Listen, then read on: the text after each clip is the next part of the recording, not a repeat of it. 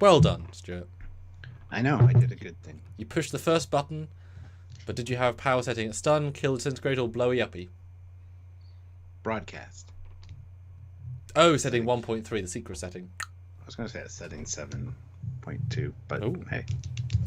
Is it saying Yeah. 9.975? Hi, So Stuart. yeah, welcome back, guys. Hello, Sam. How's it going? Pretty good. You just saw what I've been up to, so it's been an interesting day of creativity. Slow, but creative. Nice.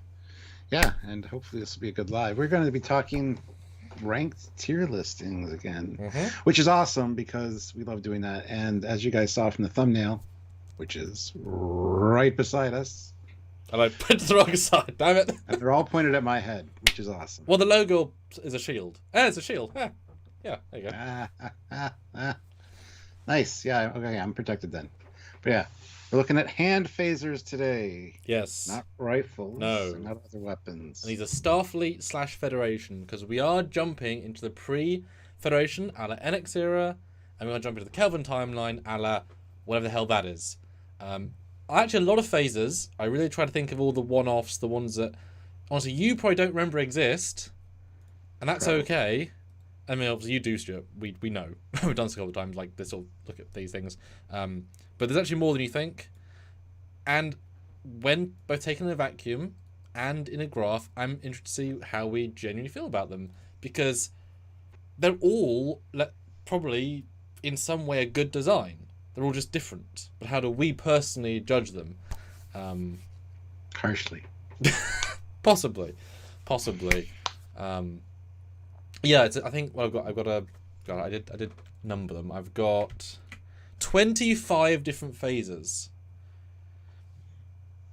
Sounds about right. That's a lot of phases. Now I'm excited. Some broad variety here. Yeah, you guys get to help too. With a $5 super Yes. chat, you can shuffle something on the board if you don't agree with us. Yep. We want your input during the whole thing, obviously. So super chat away. It's a live show. Yeah, it does help support the channel. So if you want to support us, please do. There's also a poll right now, so you guys can go vote on the poll as well.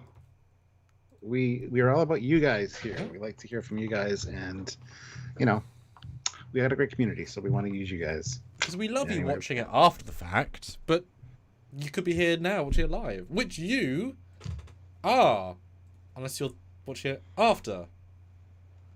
But if you're not watching it after you're here, you're watching it live, so hello. Well, there's 24 people watching, and only 19 likes. Ah. Guys, hit the like button. It's not too bad. And 29 votes as well. Stuart, do you want to be at the poll for our fine folk? Yeah. So, your favorite era of phaser design through the years of Trek, Cage to TOS movies, TNG movies, and Enterprise, Kelvin timeline, and modern Trek, Disco, Picard, Stranger Worlds, and Prodigy. Because I didn't want to go. So I wrote this a few hours ago. I don't want to go eras, as in Enterprise era phases, because I wanted to go more like the art teams, because those are the 4 eras of design language and people coming in, either changing the wheel or being a new wheel. So it's more a case of the classic Berman era phaser design, which obviously goes up in Enterprise, or the Kelvin stuff, which is all their stuff, and then the new stuff, which is pretty broad as well. So I wanted to take that approach because there's a lot of more design ethic. And I'm just realizing we don't have a Prodigy phaser on here. We don't have a Prodigy phaser on here, which I would have loved to have looked at. Let's add the Prodigy phaser. I just realized it. Me too, yeah. It's because it's a very, very, very odd one. It is, but I like it. You are correct. Let me worry about that, Stuart. You deal with people, the fine people, the wonderful people we have here. 35 of them, too. Hit that like button, guys. Like I said, go vote on the poll, participate. If you don't agree with one of our rankings or tier placements, you can always $5 super chat to move it. We had to up it from $2 to $5 just because it just makes more sense, because then everybody's moving and shuffling stuff around. So if you're really passionate about it, you throw in the super chat and you can shift it if you don't agree with our ranking at the end. So but we have good discussions. We want you guys to be a part of them, even in just in the general chat, as well as super chatting. Super chatting does help support the channel, and we need your support. We love you guys and you love us, so we want to stick around for a long time. And we do love you guys. We do. We really do. You don't phase us. Well, until we get like the $100 super chats, we're like, oh my god. Watch those back, because those are some highlights of phasing us. Yeah. So, yeah. And we might miss a phaser or two on the list. I don't think we have, except Prodigy Phaser, which was a very good shout. Yeah. I feel like we've got the rest. Don't forget, we need a big one too. I'm doing it. I've got it. Okay. Okie dokie, skeleton hands. I see the behind the scenes things, and I'm like, Anyway, yes. So, welcome, guys. Glad you're here. If you're just watching this after the fact, if you're watching after the fact, please comment anyway. Yes. If you're able to. And check out other tier ranks as well. We've done a few of them. These are really fun to do. Good discussions, and hopefully more of a definitive kind of list. And we've said before, Stuart, we are the one and only final line on these things. So if we say it, it's now done.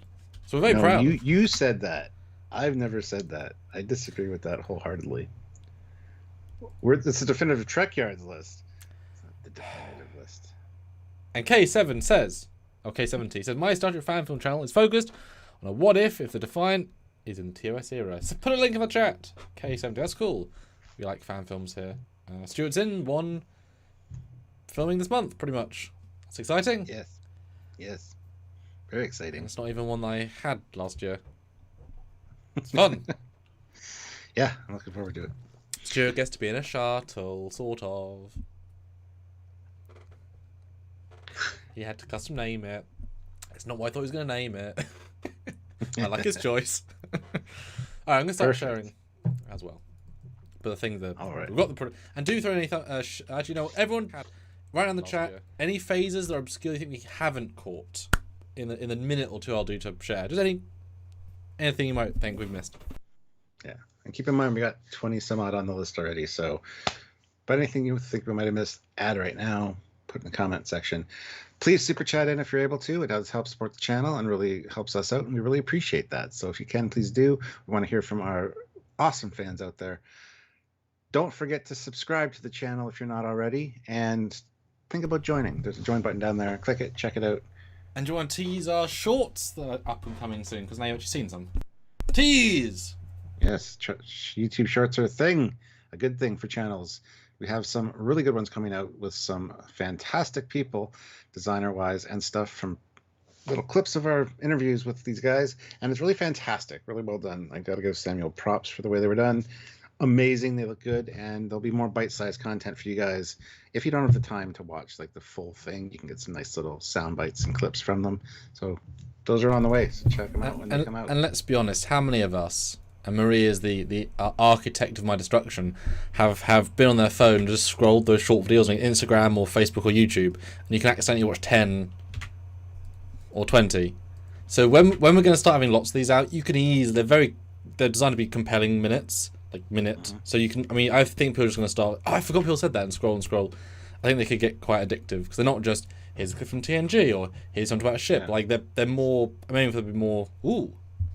The ones you did, I was watching them, and I'm like, yeah, that's fucking awesome. Yeah. So, there's a slight bit of manipulation with the editing, like moving things a little bit around, but it's fine. It's what he means to say. We have 49 of you here right now, which is awesome. 35 likes. Hit that like button if you haven't already. Let's try to get up to 50 likes. Yeah. By a short Commander Cockings is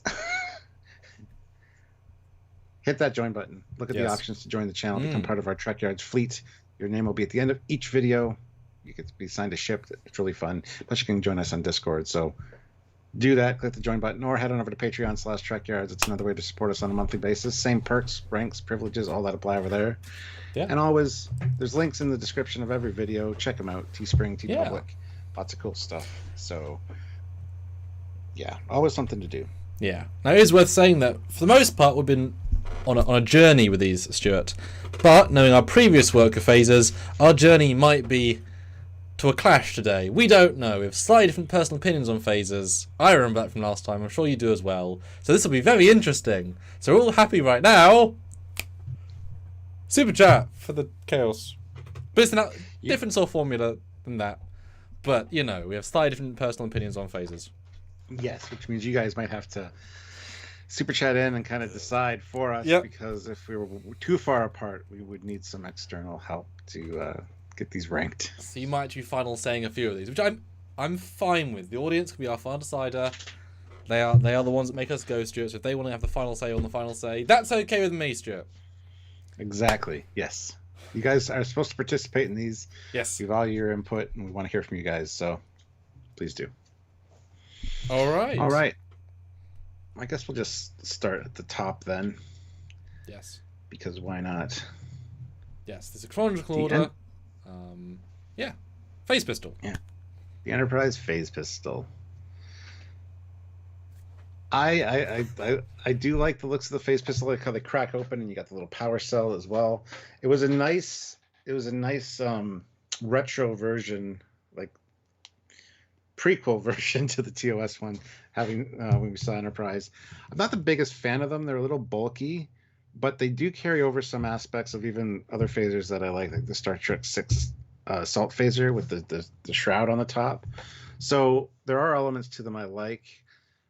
And I don't know if at first glance I would say it's Star Trek, though. It feels like generic sci-fi. That's one thing that this is going to come up a few times here, I think. But I think for Archer's era, it's just it's fine, and it's not a detestable one by any means, but it's also not a favorite of mine. So yeah, I have one. How can you not? Yeah, I think the idea of generic sci-fi is going to be tricky here because unlike a uniform or a ship, phasers are meant to be weapons. They're meant to relate to what we know because we know what mod weapons are in theory. The further away you get, the more sci-fi, the closer you get, more contemporary is how the producers want to handle it. But what is Star Trek? And obviously you've got the TOS one, and then you've got the TNG. There's two types of phasers. Each, if you go by those, the trekkiness, you can both go everywhere and yet stay very static. So I'm just going to go by more personal preference of design. Because the JJ ones you could probably say are not a generic sci-fi, whatever. So that's a very hard thing to. So do mention it if you think it, but that's going to be potentially a lot of these, just because if it's not TOS or TNG, it could be generic sci-fi because it's not the. You know what I mean? There's a certain Star Trek aesthetic that some of these really hold, and other ones are kind of like. Hey, let's see where that line are. I'm excited to see. For me, this is so early in the past. It's not meant to be anything else. It's the first, right? It's its own thing. It's. I like the silver. I like the fact that you can kind of get a sense of where all the power pieces are. The power pack at the top, the emitter, the shroud. I get a sense of how this thing works. It looks nice in film. It looks nice when shooting it. I like the story behind them. I like that I know when they started. I think it's a high mid-tier phaser that's both so different yet so fits what they're trying to do. I think it's just a nice, pleasing phaser. Mm-hmm. You know, it's still got enough Star Trekness, but it's on that line. It's riding that line of being generic, right? So yeah, you could repaint these and throw them in any sci-fi property. Although I think if you'd painted it to look more TOS, to have those color patterns, that would probably improve it immensely. Yeah. Yeah, or have the power pack, or like a version 2. Now it's a black. I'm thinking back handle really, and then that's now power pack. Like you could do a version 1.5 that would just make it TOS-ified. For me though, I'm gonna give it a high C, very respectable C. It possibly low B.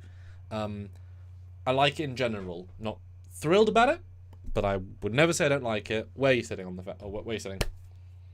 I was gonna plant it firmly at a C, so C is where it's going for now. But anyone could super chat for a B if they think it's just a low B. But I'm happy with a gentle C. I like it plenty well. Yes. I felt like we all had one of these, what with the Playmates toys. Yeah. Which were then obviously used in the show. So I think everyone has a phase pistol. It's very close and very accurate. So yeah.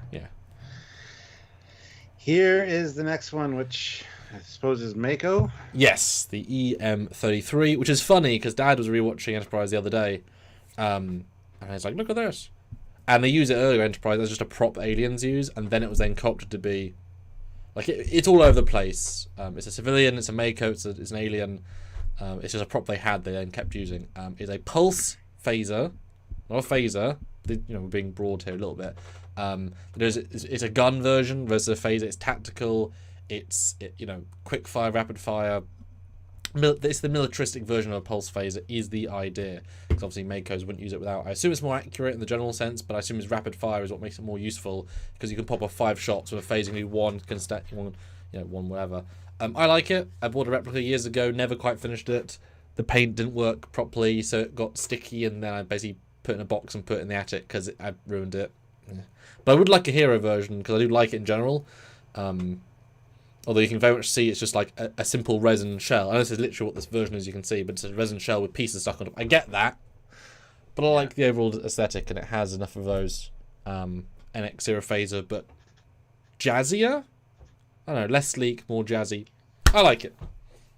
Now, to me, this one screams generic sci-fi. This could be in Blade Runner. This could be in Altered Carbon, in my opinion. It's got that kind of look. I understand that it's not Starfleet. Mako aren't Starfleet, but it just feels, and like you said, it was used by aliens. It's been used because it was just a generic looking weapon type thing. It's a cool looking weapon.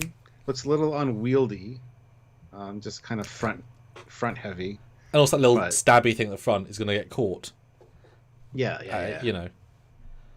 But we'll go on personal preferences, just it's not like how Trek we think is, just personal, like how much you like the design. Yeah. But design wise, it's fine. Like there's so many cool sci-fi weapons. This for me is also a C category. If I was ranking it on its Star Trekkiness, it would be much lower, I think, though, honestly. Yeah. It wouldn't be an F by any means, but it's a D, certainly. So well, it also makes sense. This is the very first canonical Earth phased weapon that we've ever seen before a phaser was invented. So it literally is the one before the phaser, right? It's a gun. It's just a pulse gun. It's just a gun. Yeah. Then it becomes a phaser. I will say if it hadn't got the cowling, which ties the two designs together aesthetically, it'd be generic. But the fact that it does have the, I suppose the bottom emitter thing, the little, like those two elements hold them in the same era for me. I'm gonna go see as well. Okay. I think it looks slightly cooler than the NX-01 pistol, but the classicness of the NX pistol puts it above for me. But I think this would look cool on screen in a fan film. But cool subjective, right? Yeah. But it feels very generic, very generic. But I like it. Yes, guys, you do. 63 pool here. Wonderful. Super chat your thoughts. If you want to move anything, please do. As Stuart said, super chats make the channel go, so make these elements go. Make us go. And that. And also hit like. I want to get to 50 likes. We have 63 of you here. That should be no problem. Take part in the conversation any way you can, whether in the regular chat or super chatting, and help us out. All right. Next up is this. We're in our first curveball. We are. I'm gonna need a reminder. So this is the USS Franklin phaser from Star Trek Beyond. Now, of course, the Franklin was a Kelvin timeline art design, but it was designed to be on a ship that was lost right after the Romulan War. So it is the next chronological one. It's the next phaser of the phasers.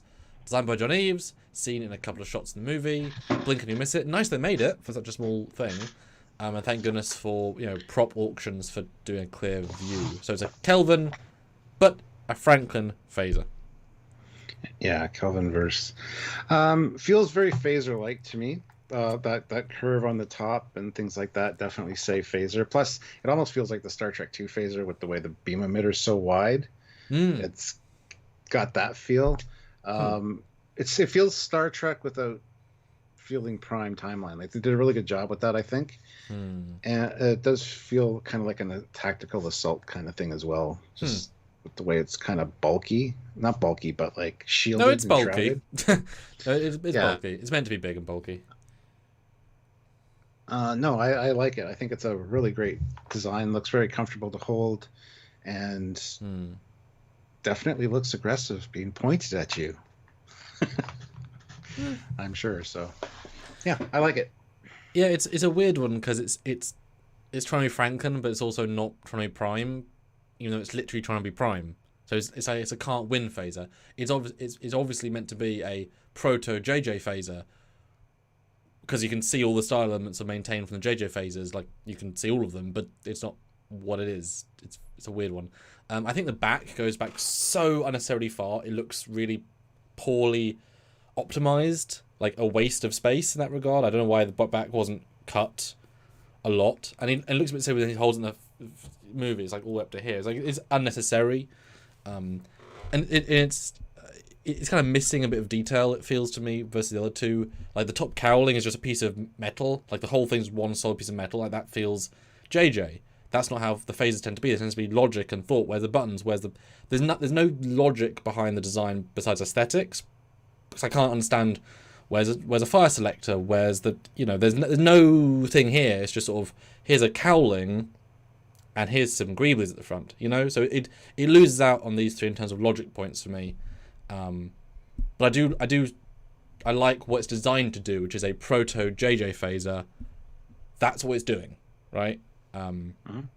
I would go a D personally, but a high D just because it doesn't connect in a lot of ways, and like I said, the top is just too simple and basic.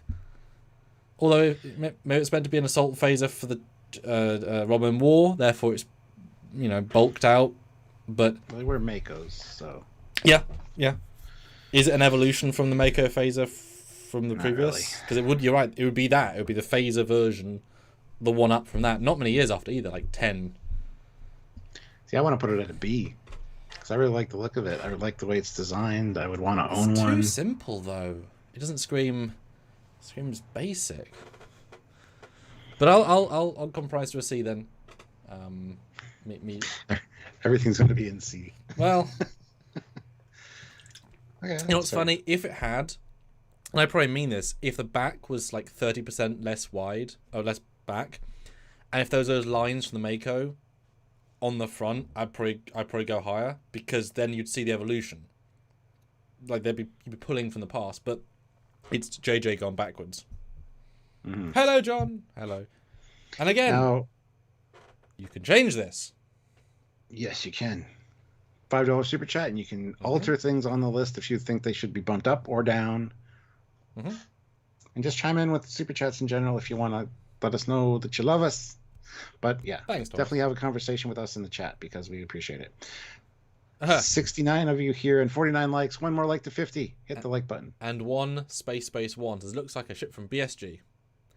The top bit, yeah, kind of. Yeah. I'll get behind that. Yep. Okay. All right, so chronological. Oh, exciting. These ones at the bottom row then. I mean, it's up to you. I was going chronological prime. Well, Brett was, but hey, whichever you want to throw in next, I'll take. You can get JJ out of the way if you want. That's fine. Yeah, hold on. Let me just grab this one from up here. There's this one right there. Ah, yes. What's this one, Stuart? I don't remember. Kelvin, Stuart. USS Kelvin. He still doesn't remember. We held this in Los Angeles, Stuart. Okay, fine. This is the USS Kelvin phaser from the 09 universe. They are technically visible, as in the silhouette on someone's back. Like they exist in a frame, but they were built to be used on the off chance, but they're not actually properly in the film. But it's meant to be the USS Kelvin, which is pre-TOS phaser standard issue. Huh?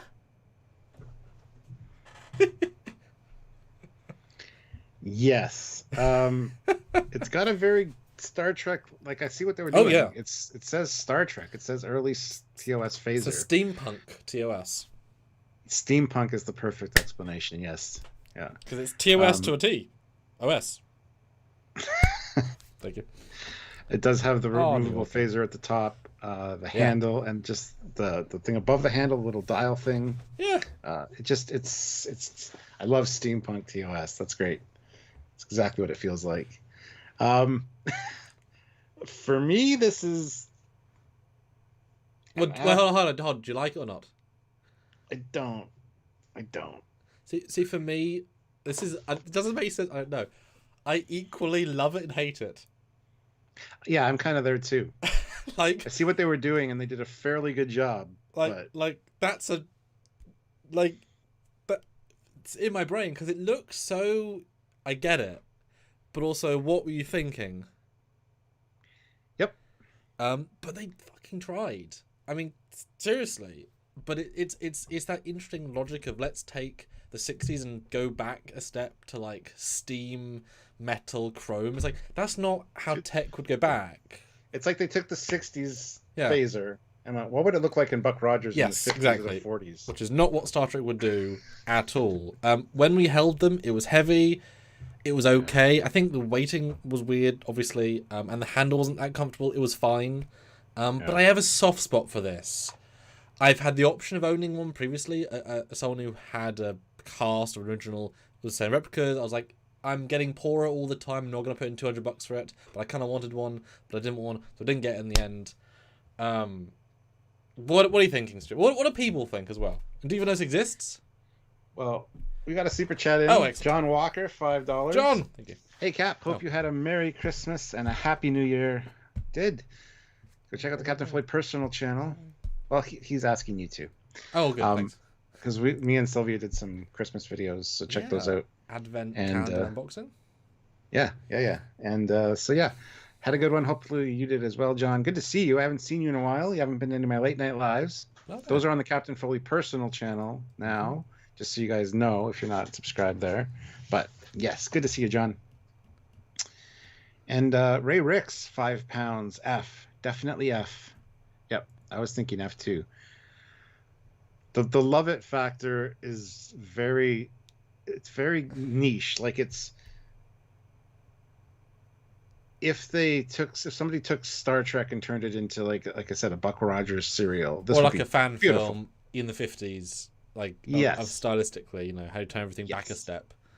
But would I ever want to own this phaser? No. Do I like the look of it? No. That But being also, said, it looks yes. way more, yes, but it looks way more. That's what I'm getting to. Yeah. It looks way more Star Trek than two of the other ones we've looked at, in my opinion. Because Star Trek, I automatically think of the TOS phaser. Everything's kind of based around that. So I would probably. sorry. Thomas Gittins has joined the channel at the rank of Ensign. Welcome aboard, Ensign. Thank you so much. Thomas. Thank you. Check out our future videos. You will be at the end in the Patreon section. Yeah. Member of our fleet. It's a whole new video just for you. Pretty much. So far, That's pretty much what that is. But thank you. Yeah, every time we get a new member, we have to update the fleet videos. So. But the members help so much because all this content we do is for you because we know you enjoy it, even if it doesn't get us the AdSense, etc. Because you want us to do it. So those sorts of memberships make a huge deal. I would have said a sympathy low D, but I'll accept an F. Go for an F for now. But yeah, I immediately thought F, as much as I have that love-hate relationship with it. And we've already got a super chat for an F. So yeah, well, the super chat sold it. Because super chats do control the final rating, if need be. And I said like A, then be like, oh, do we have to? Yeah. I like the communicator though. I think we both like the communicator of this era. Yes. Oh, another super chat from John. Thank you again, John. John Walker, $5. Been a hectic last few months. Glad you two are doing great. Also, that phaser is trash. looks snob. Yeah, well, F. There it is. That trash. It's in John trash agrees. bin. Trash tier. Yeah. How dare. All right. Next up, we are going to go with this one then, I guess. Okay. Bing. Oh, okay. So we're doing that. The Discovery phaser. Take us into this one, Strip. All right. This is actually a phaser I don't mind. This goes back.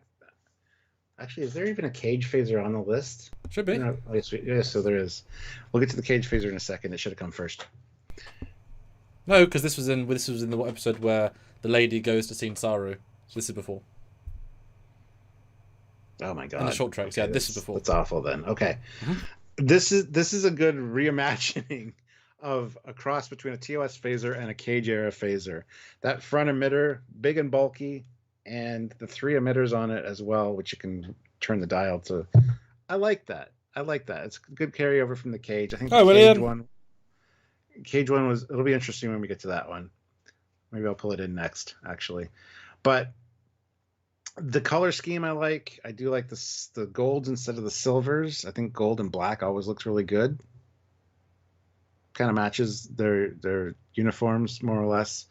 And it does feel like a more rough and tumble TOS phaser that had a baby with a cage phaser. It's like I like it. This is one of the things when Discovery first came out that I really liked was the phaser. I wanted to get the one from McFarlane Toys. You tried, didn't you? I pre-ordered. Yeah. Never did the thing. Never came out. And now I see 3D printed resin ones, but they're like, fuck, they're huge. Yeah, I've got one. They print them at the wrong embarrassingly size. big. Yep. Yeah. Yep. Exactly. But no, I like the design. It's a good reimagining of Star Trek. This would have been great in the Kelvin films. Oh yeah. I think instead of the Kelvin one we got. Yeah, so that's a good. Yeah. it works for a reboot or a reimagining. Yeah, that's where I am with that. How about you? Yeah, this is a funny one because they're trying in a lot of ways, but it vibes me too tactical. It gives off that anti-Trek vibe, versus the TOS is a lovely advanced sleekness.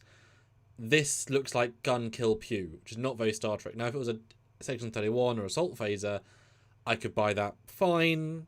Like, that grip is only there to look tactical, because that's what tactical grips have often these days. So it's doing far more aggressiveness, and having the little dots, the cutouts in the trigger. That's normally to limit weight in bodies to make them easier to walk around. These things will be so light because it's the future. Like, it's just there to be tactical for the sake of wow, tactical. So it feels disingenuous to what a Star Trek phaser should be in the context of what we saw it as. Take aside it's too black and too tactical. It's a TOS phaser that's tactical, right? And phaser and lasers and cage. So as a babe with those elements, it's really nice. But it's too much on that side of actual tactical TOS for me. Where the Stranger World phaser then kicks a butt that this doesn't. But it's one of the best things Discovery we got. The fact that, guess what? That back piece, almost unchanged, is very good. Because it was good in the 60s. It's good today. Shocking, right? And honestly, I think the only thing I would change to make it less tactical is just that bottom handle. The cage laser at the top, all great. Give it a different handle. I think you'd sell me higher on this. Just because it's antithetical to the rest of it. Even though it's cool, it doesn't connect in the way that we as Trek fans, I would think, would want to connect. But it's still on the top things of Discovery made things. Mm-hmm. For me, it's... Immediately I thought B, but I'm thinking it's such a good design and a remake of the TOS, like reimagined, that it should be an A. I'm okay with B, but then it makes me feel weird about the NX phaser because it's so sleek and Trek. I can't make the NX phaser a B then, because in different ways it's nice. We could do that. We could bump that up. I feel like that I would feel okay with, because I think, again, contrast is important. But I'm happy with the B because it's trying really hard. But yeah, I want to see an X up then. Yeah. Yeah. Okay, interesting. we're learning, guys. We're learning. Yeah, it's when it comes to comparisons with the other things in that tier, it's like, yeah. Yep. John Walker, though, $5. John again.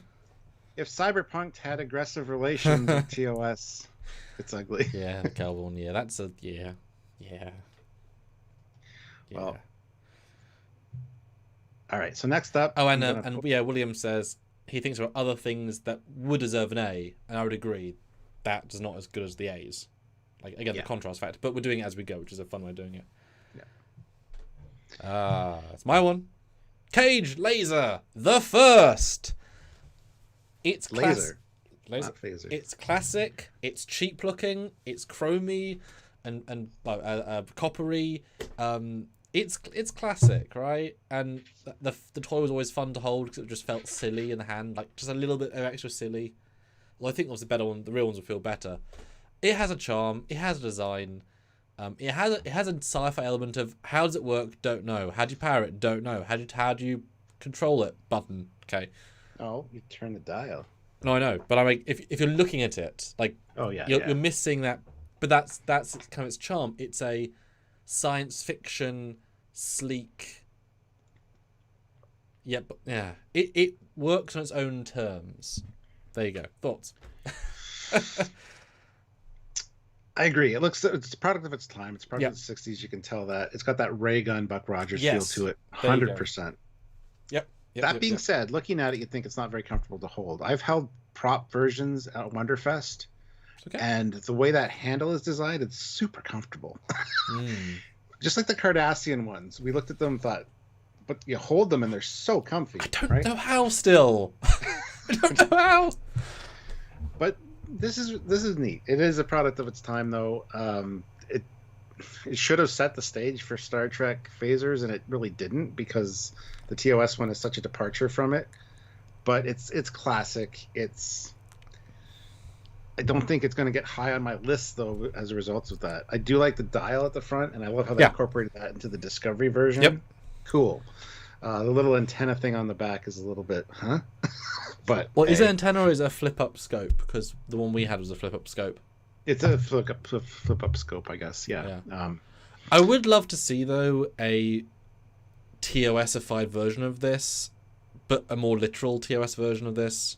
Like, maybe we'll see one in Strange New Worlds if they they redesign it somehow. Yeah, like a more literal, like, slam the two designs together. Like mostly, I guess, with that the handle, right? Because that's the anomaly. I'm gonna say, for me, it would be a low C. But that's sort of nostalgia / it's classic. But I'm open to suggestions.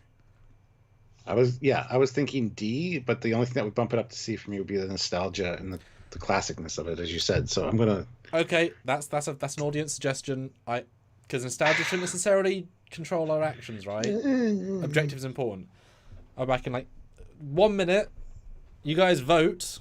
Super chat, first super chat wins / second / I want to see what you think. C or D. Don't be F. C or D. Yeah, I'm kind of thinking D myself, but we have 91 of you here, which is awesome, guys. 61 likes. Hit that like button if you haven't already. I'd like to get those likes up to 80 if possible. It's possible with that many people here, so hit that like button. Let us know what you think, where you think this should go. The stabby bit on the second one is a sight. Not many have sights. Yeah. Ozzy says A. No. One says D. Yeah, I'm thinking D for me, but yeah, I'm thinking D. Now somebody had mentioned that it looks like it's top heavy or front heavy. It's not really. Like I said, I've held a prop at Wonderfest, and with the where that handle is actually located, it feels very comfy. It's more front heavy than a lot of them, absolutely, but it depends what materials it's made with, right? So, and the Playmates one I think is a nice feel as well in the hand, because the Playmates did make this one, and even the Playmates toy kind of feels all right. So it's just too small though, because I think they're bigger than the toy was. Yeah, I felt that was underwhelmingly small. So we got a D, an A D, a C. Super chat for win, guys. Yeah, we want to know. First super chat, I'll clinch it, but because you guys do have the power here.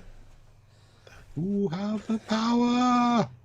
Because it's kind of just a little bit charming, right? I do think probably the fact that the logic of the twist gives it that charm as well. Like there's a structure that isn't just like There's some classic scenes, it's like I'm gonna raise the power to it. But here's the thing: can you hold the trigger down and be firing constantly and then rotate, or is it gonna blow up in your face? It's the future. This is like 2150. Like, if they can't design that in 120 years, what's wrong with them? Like that shouldn't be that hard a feature. The mega future. I can't believe all the A's we're getting. No A's. Yeah. A? Well, Ozzy was an A, but okay. And then Stuart Perry also says A. Williams, William J is here. How's it going, man? C for charming. But like I said, the classic C for Cage. C for Cage. Guys, super chat in your vote. We want to know. This is C for Christopher Pike. Yeah. But Ray, you didn't say. Ray Ricks, for 22 months, you can have my member chat. Yes. Okay, we'll put it in D for now. I like that. Good choice. Good use of that. And Dark Lord says it's classic, but also very generic. Like it could be Lost in Space, Space Yes. 99, BSG. Yes. Yes. Unfortunately, yes. Or fortunately. All right. So the next one's a curveball-y one. Yes. Maybe. What are we doing? Do you want me to remind you what this is? This is Section 31 phaser from Discovery. Yes, it is. Which was also reused as Mbenga's weapon in his box that he just had. And it's like, huh? Which was a prop they had. Oh, is it me or you for this one? Me. Okay. Do you want to fix it so it's on top of the other ones? Sure. I forget how to do that. I was looking and I couldn't figure it out. Anyway, this one is a fantastic design. This is falls very much in line with one of my favorite phasers of all time, which is the Star Trek 3 phaser. And I like that design. I really do. It doesn't fit the era at all, but hi, welcome to Discovery, everybody. Section 31, sure, more advanced tech as the military and the spy agencies generally do have. I get it. But it doesn't work for me in that context. Alternate universe, like Discovery is, okay then. It's a nice design. It is very sleek and stealth-like, and I love that. But yeah, it's very reminiscent of one of my favorites, and that's the Star Trek 3 phaser. And as a result, I really like this design. Do I agree with it in Discovery? Absolutely goddamn not. Especially for Section 31. I mean, Section 31 makes it more believable, but Section 31 being you know my Section 31 thoughts. So I like it, but what about you? What do you think in this time period right after, before TOS? I mean, it's... Yeah, that's a good answer. Thank you. It's a strange one because it both feels to me more generic sci-fi gun because it's all kind of like one piece of sleek metal. Like it's lost a bit of that TOS charm, even though you can sort of see the pieces. It's all so integrated that just feel like you could throw this. If you covered in the seam line of the second phaser, throw that in BSG, you'd be like, okay, it's a future gun, right? So it changes the line it's straddling. That said, it's kind of nice that they didn't go with a really slicey, stabby, death metal gun. It's actually kind of smoother than you would think from an... So I vaguely like that. Yes, Stuart, in case you're wondering, that front tip does extend as its firing mechanism. That's what they did for it. And it's also oddly proportioned. You see them use it twice, I believe, and it's a bit bigger than you think, as far as I remember.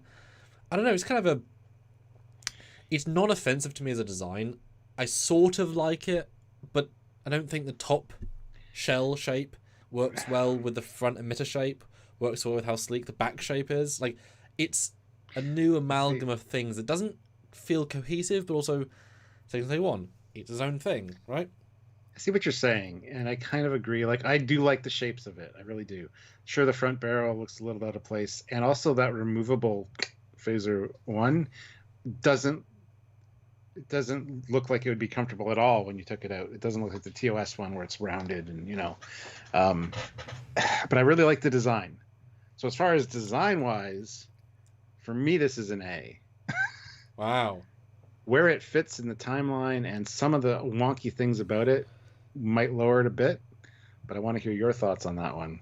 And your thoughts out there. We have 112 of you. Oh, excellent. Hit that like button. We still haven't got our 80 likes yet. Oh, help us out with that.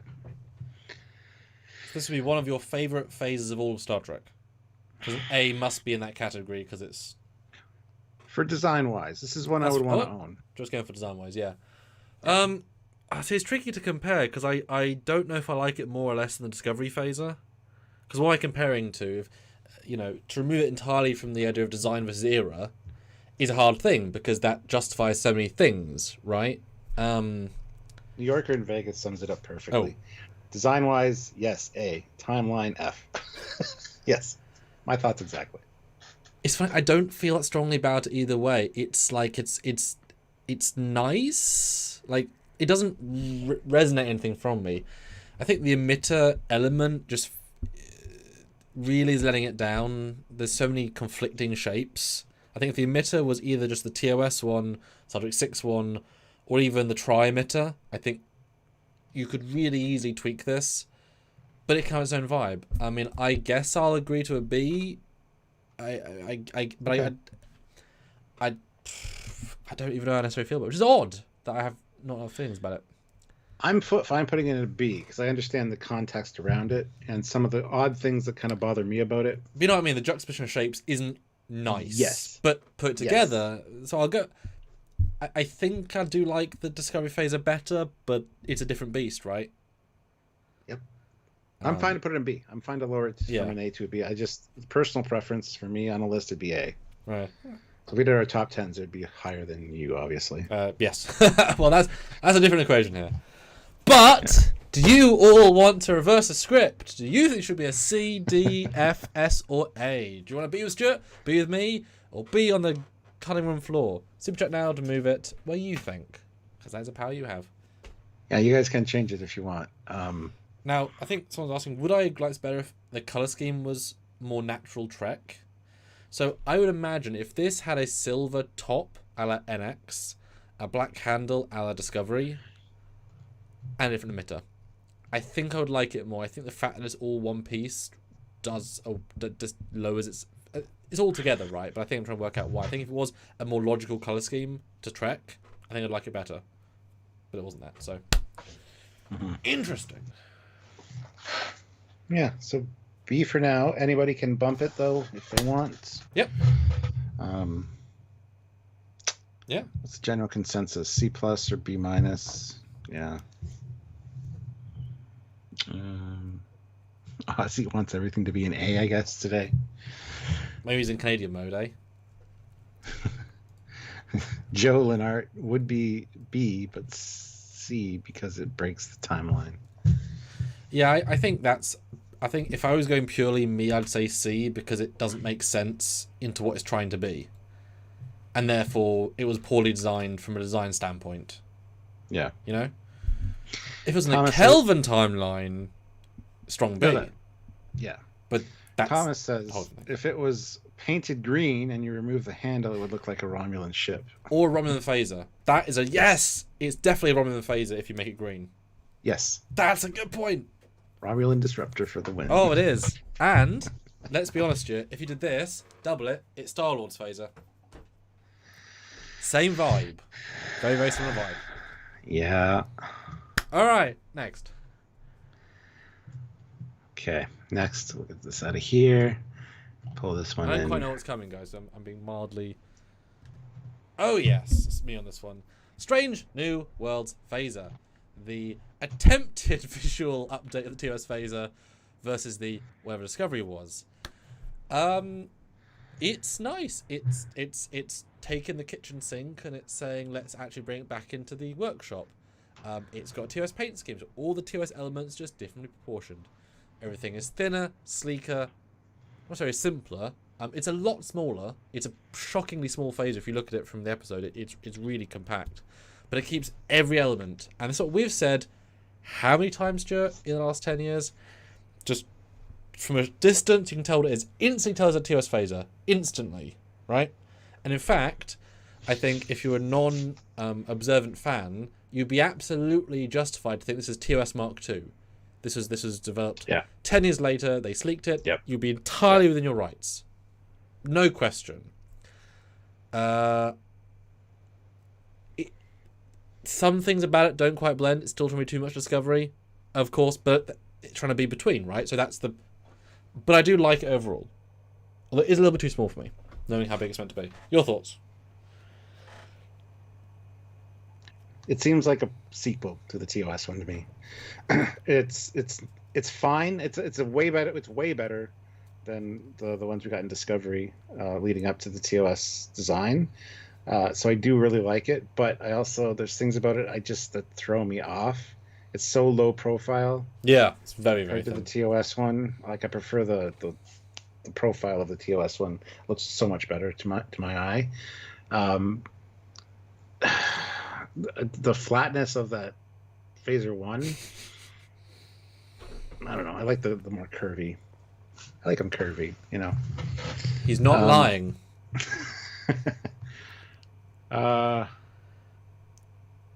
Yeah, this one always kind of bothered me, but at the same time, I was super happy to see it because they were on the right track design wise for what they were doing. So it's kind of it's conflicted in my head Well, as to what it it's should like the be. Kelvin. It's both well done, and also, really, 'cause it fixes so many wrongs. I think the handle is still too tactical, but then they're holding it the entire time, so you don't see it. Like I'm thinking of the episode, you never think, oh, that looks whatever. I think if I was based on this lineup, I'd say an A, because I like it better than the Enterprise phaser, the Discovery phaser, and the Section 1 phaser. So by this metric, I'd say A, Hmm. because I do think it's better than those in terms of design. That's where I'm going to end my thought. Your thought. Where would you put it? I like the bulkiness of everything in B more than I like this one as far as sleekness goes. However, design-wise, Star Trek feel I think it at least deserves an A. But I would if I had to pick on a table. This one I wouldn't grab right away. I'd probably grab the Section 31 over it. So it's right in that range for me. Should we compromise But again and go B, or let the people decide? I feel like this should be A. I think enough. It's got enough of that TOS heart and design factor that it deserves at least an A. Yeah, I can forgive. Like it's something where parts of it are a bit off, but you put it together and it works better than it should. I just wish they changed the handle, because the handle bugs me still. It does, but it's closer. The handle and the beam emitter. The beam emitter is a little too blunt to me. I wish it looked more like the TOS one. It almost looks like they've got something that broke off. You know. It looks more practical than TOS though. It's an emitter versus a bit of plastic that pushes forward. I do wish though there was a slight curve up in the second phaser, just get a little bit of dimension, like yes, 20%, right? But it's a tactical sleek one. So I'll say low A, because it kind of bugs me to say it's that high, because it shouldn't be that high really in all of Trek. But yeah, versus B, and I can go low A. You know, a lot of stuff this will be far better, and then we'll have to negotiate near the end, because I like a lot of stuff more than this. But in this lineup, after A, do you know what I thought of it? What do you guys think? Have we just ruined your day? Hopefully not. That's kind of what we do here. Damn. 105 people watching, 79 likes. We're almost at that 80 likes I was asking for. Hit the like button if you haven't already. Let's try to get to 75 now. I'm upping it a bit. But yeah, if there's something here you guys don't agree with, $5 super chat, you can suggest that we nudge it, and we will take that into consideration. But yeah, some of them are more difficult than others. Some are like Star Trekness versus practicality or whatever. So it's an interesting discussion for sure. Yes. Or just super chat your love for us, what we do. Yeah. That will work as well. All right. Next. If anybody wants to bump it, they can. Or lower it, if they're annoyed. Who's going first this time? You. Perfect. Good, nice. Well done. So this is an A. It's the classic phaser. It feels so good in the hand. I love that it's not a trigger. It's like a button that slides back. The Playmates one, I don't know if you watched my new Playmates toy review of this one. They actually turned that into a trigger that you pull backwards. Doesn't work for me. Plus they moved its placement, and it also broke during my review. I had to fix it because I snapped the trigger. This one, just the Wand Company, anyone like the Diamond Select, that trigger is just so it can be hair trigger. It's like a slightest little touch, and it goes off. It's brilliant. The handle's comfortable. The angles of everything are comfortable. I love that you can rotate the front dial and extend that beam emitter in and out. The Phaser 1 coming off the top, the dials, the way they roll under your thumb, they work really beautifully, and it feels really good in the hand for the Phaser 1, and it looks so good on the Phaser 2 body. Plus, you got different colored bodies. You got the blue, you got the gray, and you got the black. Different colored handles. You can accessorize with these. This is fabulous. Plus the 10 dial setting. and even the vents and the fins on the back just look so cool. It's just, this is classic. They feel so comfortable to hold. They don't look like they'd be comfortable to hold, but they're super comfortable. And that trigger really works with just being that little cylinder that just pushes in instead of an actual trigger like we just had on the Strange New Worlds one, which is another thing I'm not the biggest fan of on that one. So, but yeah, this is, for me, this is a, sorry, not, did I say A? I meant S. This is an S tier for me. I was worried for you for a second there, Stuart. Right? I thought I was going to have to dogpile you with a different review score. Brandon was thinking A is the best, but it's not. We have a better than A. Shardmander, though, 5 pounds. Thanks so much. Strange New Worlds gets at least an A. It's the first one I'm going to buy. There you go. It's already an A, so perfect. All right. What are your thoughts on the classic TOS goodness, which in this case is just a Diamond Select one because it's got screw holes? You know, it's funny. This one, out of all the ones so far, feels the most thought out. Because it probably was. Like, yeah. You know. Now, why do I say that? Because, like, the Franklin phaser, the Cage phaser, they are just guns in shells, right? Like, weapon. This is a, there you go. This is a piece of mechanicalness that it has a power pack in the handle, which can easily be removed, put in. We understand where the power's coming from. It's got multiple ways of changing the settings, which shows it's not a phaser weapon, it's a tool, because these things are tools. They can go from cutting lasers, heating things, cutting toast, you know, and warming up your soup. Yeah, and the fact they've got several ways of changing, like even the outer ring thing, twist it and it changes the, like, it has function. None of the things have function.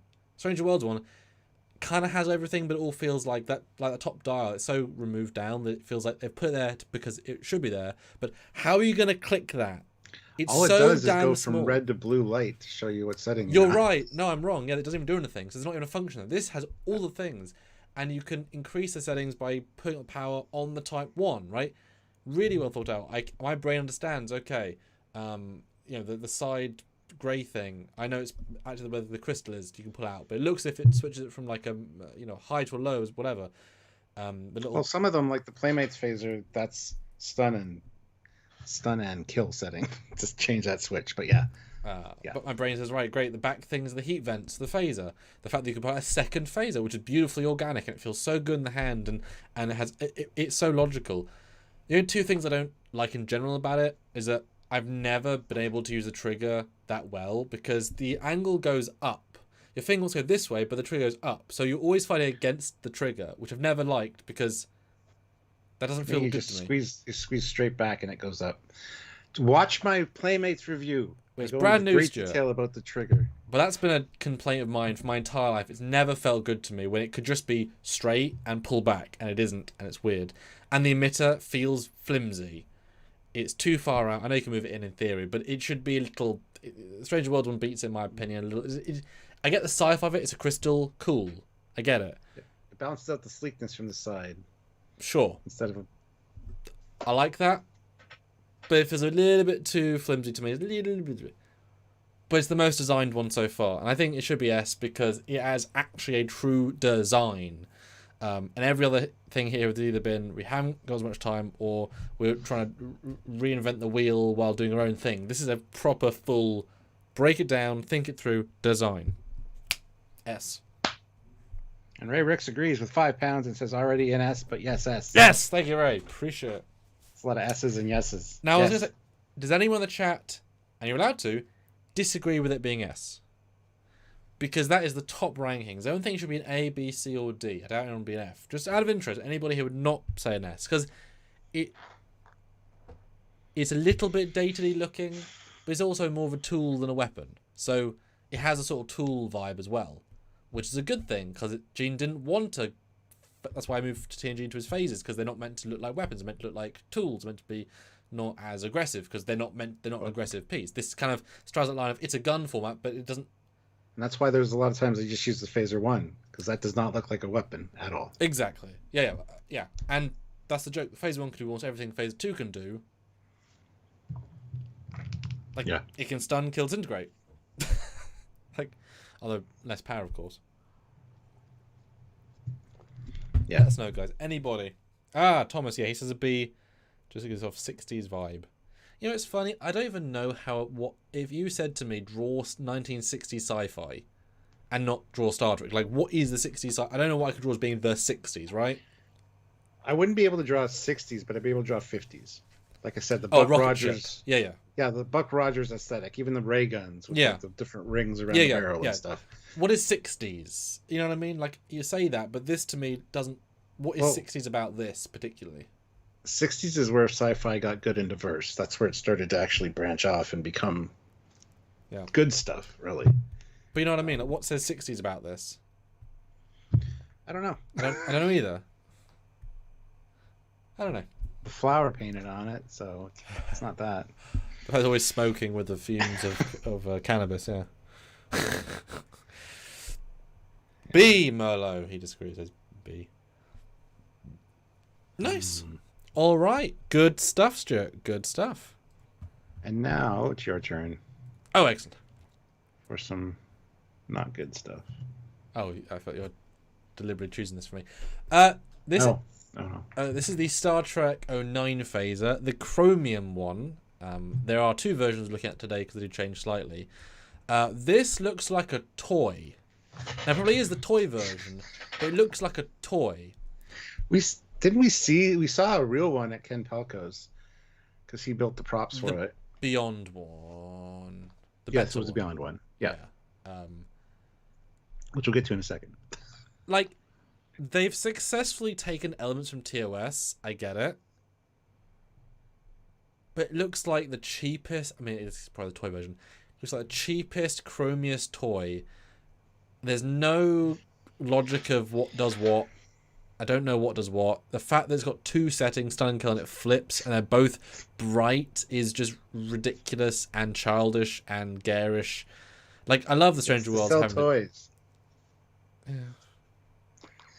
Yeah. But even they hate it on set because it would break all the time. And it is kind of cool to see it flip, but why the hell would the emitter need to be different to stun or kill? It speaks of shut the fuck up. Because the red one has a dilithium crystal in it, and the blue one has a kyber crystal in it. Oh. That's why. So put a green crystal that gets you high, or makes you rich. Sure. It's not ugly, but it's trying to piss people off. You know? Well, like I said, the Discovery version phaser would have been much better in the JJ film. Beautiful. As a reimagining, but yeah. Yeah, the silverness, the shininess of this is why. And yeah, that emitter flipping around. Sure, it does look cool in a few scenes where it's like, and it flips. It's like, yeah, that's cool. But makes no sense. It doesn't. It absolutely does not. And there's nothing to the design, really. Like, look at the back of it. It's just, it kind of just, we gave up now. You know? Well, it is sleek and futuristic, and yes, might be 50 sci-fi chrome, but more generic sci-fi. Yep. Now there might be a better version that's coming, which I like more.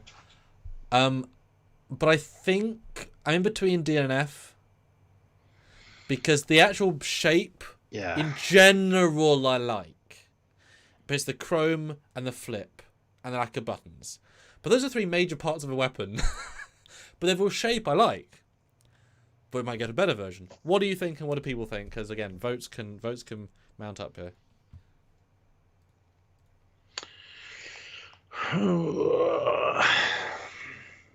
I know. I'm looking at the DNF tiers and I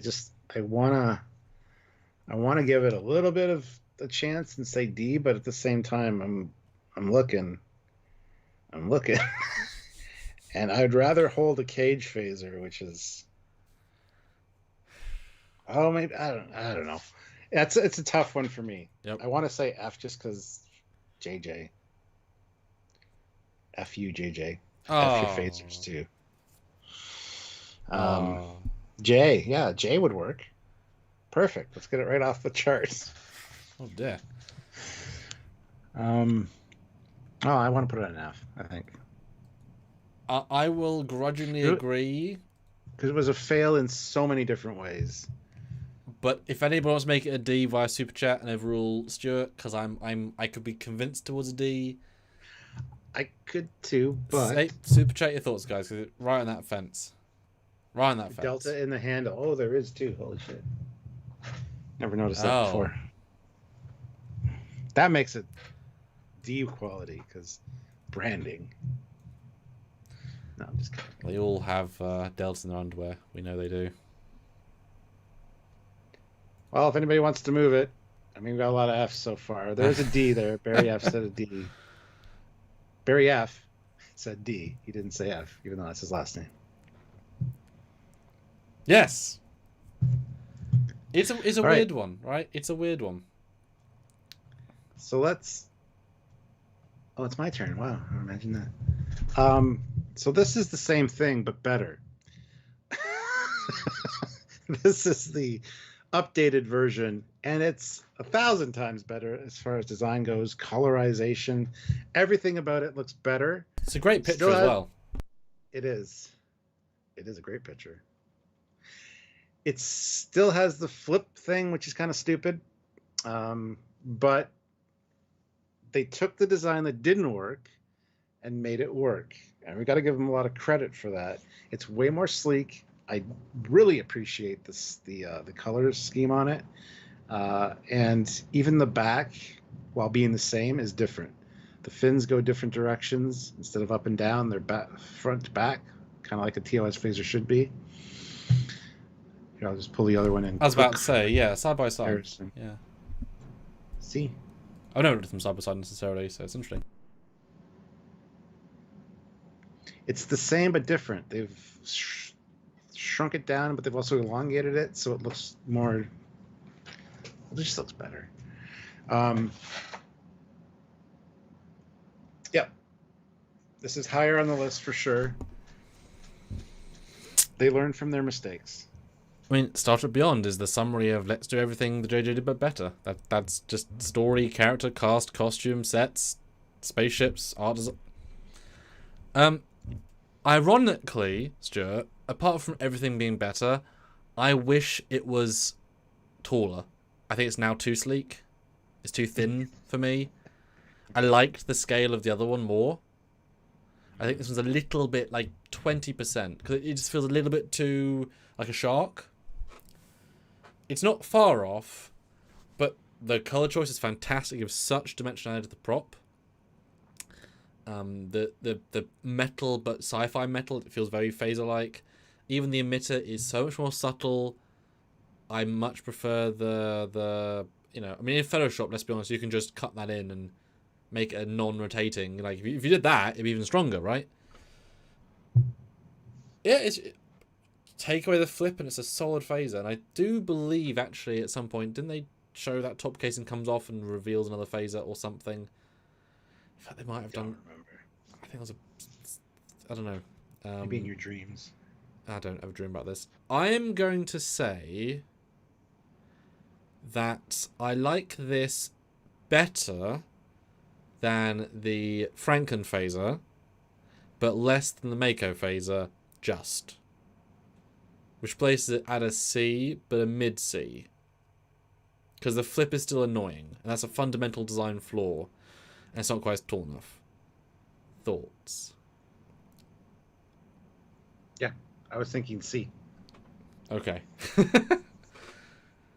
Yeah, and it would not take much to make it a B either. It would be such an easy third iteration to go B.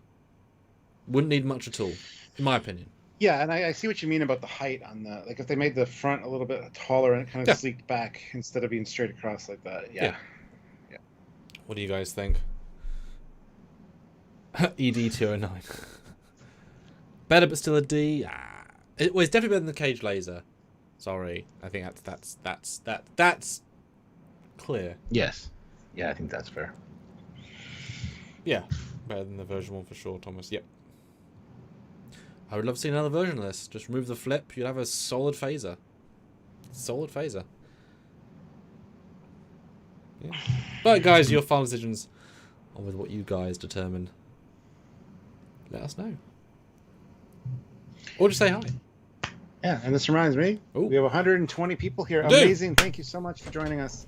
We have 96 likes. We still haven't hit that 100 mark. I think we can do that easily now, so hit that like button. If you're just joining us, make sure you're subscribed to the channel. Do all of the things. Really appreciate you guys stopping by. You guys have the power in this one, though. If you want to alter something or bump it on the list, you can do so with a $5 super chat. This is a community discussion, not just me and Sam. So if you guys want to give your input, go for it. But let me end the poll as well with 139 votes, which is fantastic.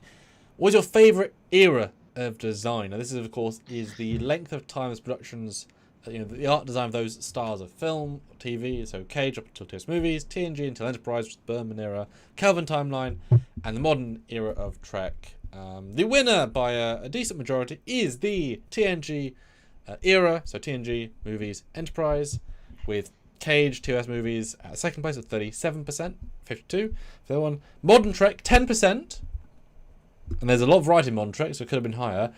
And the Kelvin Movies, which are about to move away from 1%. Nice. And the doctor is here and says, "Greetings from Gallifrey. Hello. May the force be with you." So say we all. So there we go. All right, let's get this the hell out of here. All right, the next one I think confuses me, but I'll wait till you're done. I'm doing a poll, so you can just chat to us. Hi, people. Do the things. Subscribe. Hit the notification bell icon to all. Consider joining the channel. There's a join button down there. Click it, or head into Patreon/Trekyards. Super chat in. We want to hear all your thoughts. If you guys don't agree with something on the list, you can make suggestions to alter it. And yeah, check out the links down below. There are links to Teespring and TeePublic. Lots of cool Trekyards merch. So, the Flippy Phaser. Yes, that's a good call out. But yeah, 103 likes now, 104 now. Let's aim for 115. I think that's easy. And then double Plus, we also have a new poll up. Yes. Which is your favorite phaser? Voyager Boomerang phaser, Classic TOS phaser, Star Trek 6 Assault phaser, or Strange New Worlds phaser? This is a good one. Good poll. All right. Next up, you're first. Okay. I think I got this chronologically correct. Okay. This shit. So this is the USS Vengeance phaser from Into Darkness. Custom Section 31 phaser. Okay. So it's right up your alley, Stuart, with Section 31. You know, that was higher in your ranking before. This is as generic sci-fi blaster as you could possibly do. Generic as all hell. You say that, but there's a few Star Trek there's a few Star Trek elements to me that say phaser. But you're also 100% correct. Like, this is a Nerf gun. You know, this is something you can buy at Walmart. Perfect. Yeah. Like, it's so bulky and big and broad and like, it's so generic. I've seen this, you know, in Altered Carbon. This is just some guy's weapon, right? Yeah. It's such a cool design, though. Like, it looks as a kid's toy, yes. As a pure toy. Or as a sci-fi weapon. Well, yeah. I think it's fun. But yeah, it's again Section 31. Doesn't fit in the timeline. Doesn't look like anything that's Starfleet-y, really. A little bit at the back. At the back looks kind of Starfleet-like, but it's an odd duck.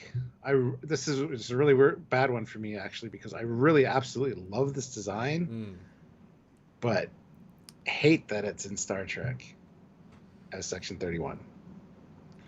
Yeah, like if these were $20 at Walmart, and I was doing an army, I'd buy 10 of these, right? They're really good blasters. They've got some heft, they've got an emitter, they've got a good-looking handle. But I would never own one for a Star Trek phaser, ever. You couldn't pay me to own this. It's too gun-like. The fact that it's got a trigger guard makes your brain say it's a modern firearm. Yeah. What do you guys think? Because I just don't like it aesthetically for just, I don't know, just reasons. I would love to know what the designer thought. Because what have they pulled from here? You know, like it's not. I don't see any real linking except the idea of having that back swept phaser look. Like that's it. Yeah. That's all it's got, and everything else around it is its own thing entirely. Which is They cool. probably bought a Nerf gun and went, "How can we change this? Oh yeah, let's do this." And there's no switches, no button. I mean, obviously we didn't see it in the movie enough to get a sense of what it is, but there's no buttons, there's no controls. It feels entirely unfunctional. It feels too functional. It feels too much like a regular firearm. Oh, I see what you mean. Yeah, just put a slide in and sure. Or like a Star Wars blaster. There's no, you don't charge it. You just beep. It's on. How's it work? Oh, pew. I mean, it looks really comfortable. It looks, look at it in the hand. It would look very aggressive. Oh, very aggressive. Yeah. But Alien of the Week, actually, it's kind of too good for Alien of the Week design wise. I think it's more like a Romulan disruptor or something. You know, what speaks to me. This should be a Transformers gun. That kind of bulky shape. Yeah. I think that's one of the reasons I like it. Yeah. It could fit so many other places. Like, if you paint this red and blue and white, Optimus Prime could have this as a gun, couldn't he? A little sidearm. They put in a little holster on his leg. Yeah. You know what I mean? Couldn't this totally be an Optimus Prime gun? Yeah. And Madness S201, this is from Into Darkness. This is the Vengeance. The security officers wield it for a bit. Yeah. Oh, and very Halo. Yeah. That's actually really good. That's a really good comparison. Oh yeah, definitely video gamey. 100%. 100%. So, because of all those things, Stuart, I'm going to say F. Ooh. Just because Trek has got to factor into it a bit as well. I could be argued against, so tell me what you think. I was going to say D. Okay. Because honestly, ergonomically, it looks like a very comfortable weapon to hold. But yeah, the Star Trekness is just not there. But okay, I will precipice on this because it is a better gun design than the Kelvin. Well, Kelvin's much better phaser design. The JJ09 one is structurally stupid, and the chrome is dumb. Yes. But it's a sleek looking weapon. But this is a more logically painted weapon. Guys, vote on it. I'm D or F. I think as a phaser, it's F. But we can be convinced D if you guys super chat think strongly enough. Oh, there we go. We got one. Ray Ricks, 5 pounds. It has the same design aesthetic as the Vengeance itself. Bulky and sharp angles. Still not great. D. There we go. Yes. Yep. That's where I was thinking, so thank you. Which is funny because F is a bad phaser. D is a generic sci-fi better weapon design. Fascinating. Oh, Barry F, $5. It's cool looking, so give it a D there at we least. Go. That was my thought for giving it the D. You want to give it? No? Okay, it's up to you. I take back what I just said. But yeah. Fascinating. See, we're learning so much here, Stuart. So what's next, everybody? I mean, lots. There's still lots more to come. Ah, yes. This is on me? Yes. Well, no. Yes? No, it's on me. Okay, perfect.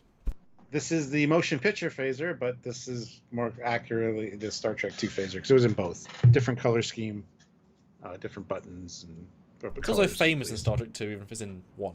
Yeah. I've got the Diamond Select Star Trek 2 one. I want to get the Diamond Select motion picture one, because it's different colors, the buttons and stuff.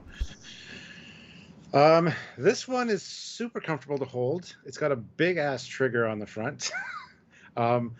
And the way it separates as well, it looks like it wouldn't be good, but it's very comfortable to hold. There's no design once it's separated. There's no design around the back though. It's just cut for the sake of being able to separate. Is the back a phaser? So what is the separation doing? It's a phaser 1. The back. No, the front. But the front's a phaser already. It's not though. It comes off. I can go get. Oh, I can't. Where's mine? But it would still have a hot handle though, which would make it not a phaser one. No, it doesn't have a handle. It comes off the handle. Ah. Okay, that I thought the handle went with it. Ah, Yes. okay. No. Yeah. There's It makes a really cool sound when you slot it in too. It's fun. Classic. Plus the different settings. You got different. There's 4 lights in the front, so you got different. Wait, how many pulses lights? of There are 4 lights. Shit. We found them, guys. We found them. So design-wise, it's very much sleeker than what we've seen before. Plus, with like what appears to be touchscreen buttons, they're not. They're actual physical push-down buttons. But at least on the toy, I don't know about the actual prop. The back part lights up, the little ring. So it's a holdover from the TOS one, but more in line with the Strange New Worlds one, which is just essentially a light. Very comfortable to hold, surprisingly. And like I said, even when you take the Phaser 1 off, it's a nice size. Lacks a lot of panache, I guess, or like design jazz hands, if you will.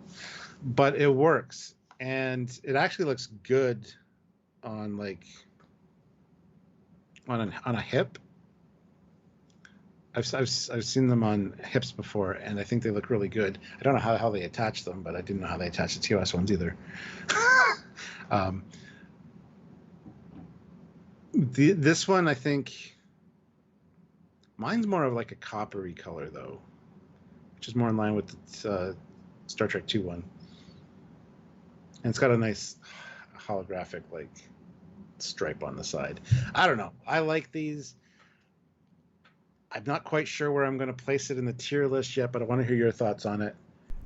I love the buttons. They look very TNG. They look like the precursor to the LCARS buttons, honestly. But anyway, yeah. What are your thoughts?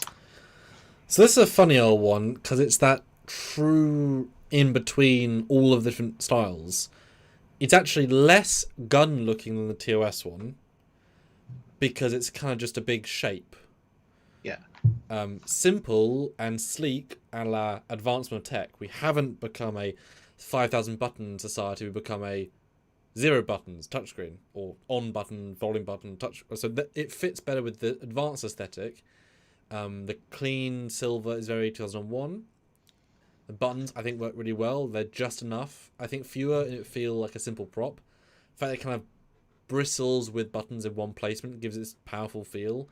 Buttons a weird choice because it's both trying to be a trigger and a TOS weapon. Kind of feels like a nipple. So it's, I think, a little bit... Maybe that's why I like it. Sure, playing with that. So there's a little bit of a discontinuity there. That's only a holdover from TOS they probably didn't need. Can I jump in? Yeah. 1 second.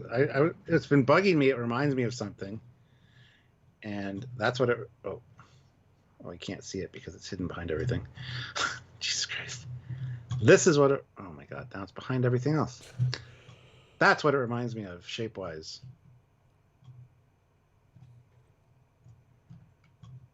Bring it back. Sorry. Oh, because the flatness. Yeah, just take the nozzle off the front. Don't know. Anyway, that's sorry, it was bugging me. Go okay. ahead. Didn't know well. I've only ever held this once at your house. That's it. Just because we didn't have this prop and they're not, they're not mass made and no one thinks this when they think phaser, right? It's a niche within a niche. Yeah, it was surprisingly comfy to hold. From this view, the handle looks way too bulky, like over the top big, but it was fine when I held it, so that's good for design. The holographic ring looks good. I like the fact that it's kind of got a torpedo vibe at the front, a little slit for phaser. That again, ungun-like. Looks not necessarily like a tool, but nice. Definitely says to me they were already starting to move towards a TNG phaser.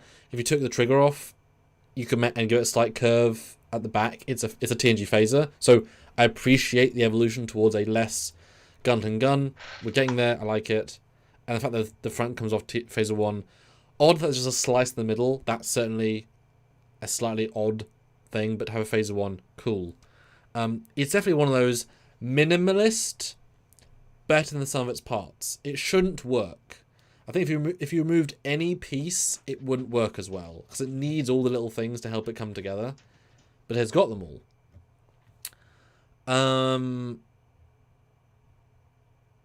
Because of comparativeness, I would give it a low B.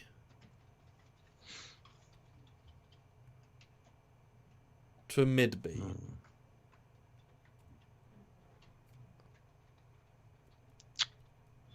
Interesting. Mm. I wanted to put it in A. Because I do like this one. And it's one I pull off my prop wall more often than not. Because it feels so nice. I don't know. It's funny because it has that too simple feel, but of course that's what TNG phases are. They're meant to be simple, sleek, advanced. Like, the less gun is part of why they're good. So this is pushing towards that. But yeah. I don't know. But it's maybe it's because it's trying to be a gun, not gun. That it's like it should just commit to not be a gun or be a gun. It's like straddling a bit. Well, the general consensus in the chat is B. Which I'm fine with. I would say like a low A though for me. This is stupid, I know, but you know, put the Discovery phaser lower and make this an A. Don't do it, that's silly, but like my brain's like, why is it there? Because now the contrast is starting to seem higher. I think they're about the same though. That's one of the reasons I was like realized that they basically have the same shape and design. No, I mean the Discovery in B.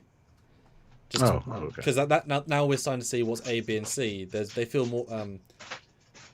Yeah, again, there'll be some negotiations as we go later on. Well, I mean Matthew says A, so that's the super chat of power. Well, it's a $2 suggestion. I'd argue A for sleekness, and I'm thinking A, but most of the people are saying B. So okay, one more deciding super chat. So with 3, and it'll make it a solid 5. Because it is nice, but it's slightly underwhelming. But again, it's not a gun as much, which is nice. It fits in very well, and it is so iconic in Star Trek 2. Every shot looks good in it. It's good in the hand. It fits well with the costume, which is odd because it's silver and the costumes are bright red and black. Ironically, the cage laser might look better with Star Trek 2 costumes. You know, that harsh black and silver.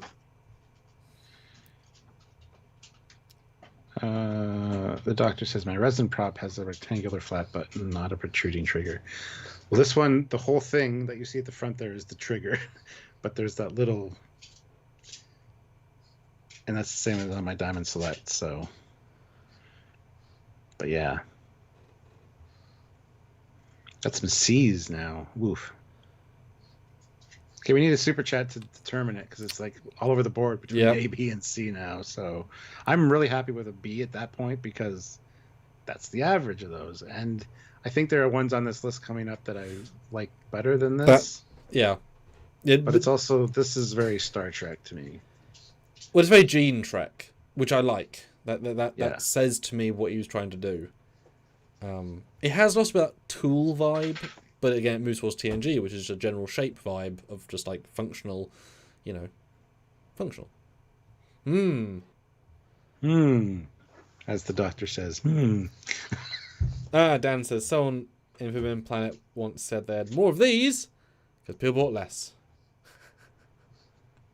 And yes, it was on the sea. It was on the sea. That's true. So. Oh yeah. Shit. So it makes sense the assault phaser would be an assault phaser, not a phaser. Yeah. Which will explain why it's black and tactical. This does not look black nor tactical. This does not look tactical. Yeah. Yes, this might have been the phaser for the longest time ever. Goodness. Well, let's throw it in B for now. Let's throw it in B. I'm happy to do that. I just personally, I really like this one in my collection. Well, so. It works, but it shouldn't necessarily work. And that's a testament to a good design, right? Yeah. Okay. All right. Who's ready for the next one? I'm next. You are. Which is good for you, Stuart. You lucky dog. Star Trek 3 phaser, the one you're okay to not remember. It's so minimally used. But it's used on Mr. Adventure. What does that mean? It Sorry. threatened Mr. Adventure in his closet. Yeah. Such good close-ups of it. True. This is a strange one because it's far more gun, but it's both got a significant personality, but it's got a lot more disjointed shapes. And you know what? This looks like the Section 31 phaser.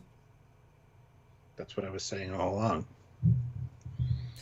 That's one of the reasons I like the Section 31. Wow. I compared it to this one directly. Sorry, I didn't. Yeah. This is worse because the shapes don't connect. I mean, you can literally see they've shoved hard shapes to soft shapes to curved shapes to big shapes. Like, it's an amalgam of parts, almost as if they haven't designed it fully. They've just kind of put things together. It's kind of nice in its own like oddity way, but it's not that solid design logic of the one we just had, which feels like this is a design they had. This is not a design. This is a put things together to add TOS back in and such. Like, I don't know why half of the things, and the handle looks so uncomfortable. It's not. It's not, I'm sure, but it's so uncomfortable looking. It's not. It's strange. Like, it's such a weird one. It also looks like a we can't afford a real Star Trek phaser. Let's design one looks close, like for a side franchise. Like, it's got all the pieces of a Trek phaser, but also everything's totally different, give or take. It's a weird one, but like, wow, yeah, assault phaser. Goodness, for 601. Amazing. Go, Stuart. It's an S for me. This is the perfect evolution of the TOS design, in my opinion.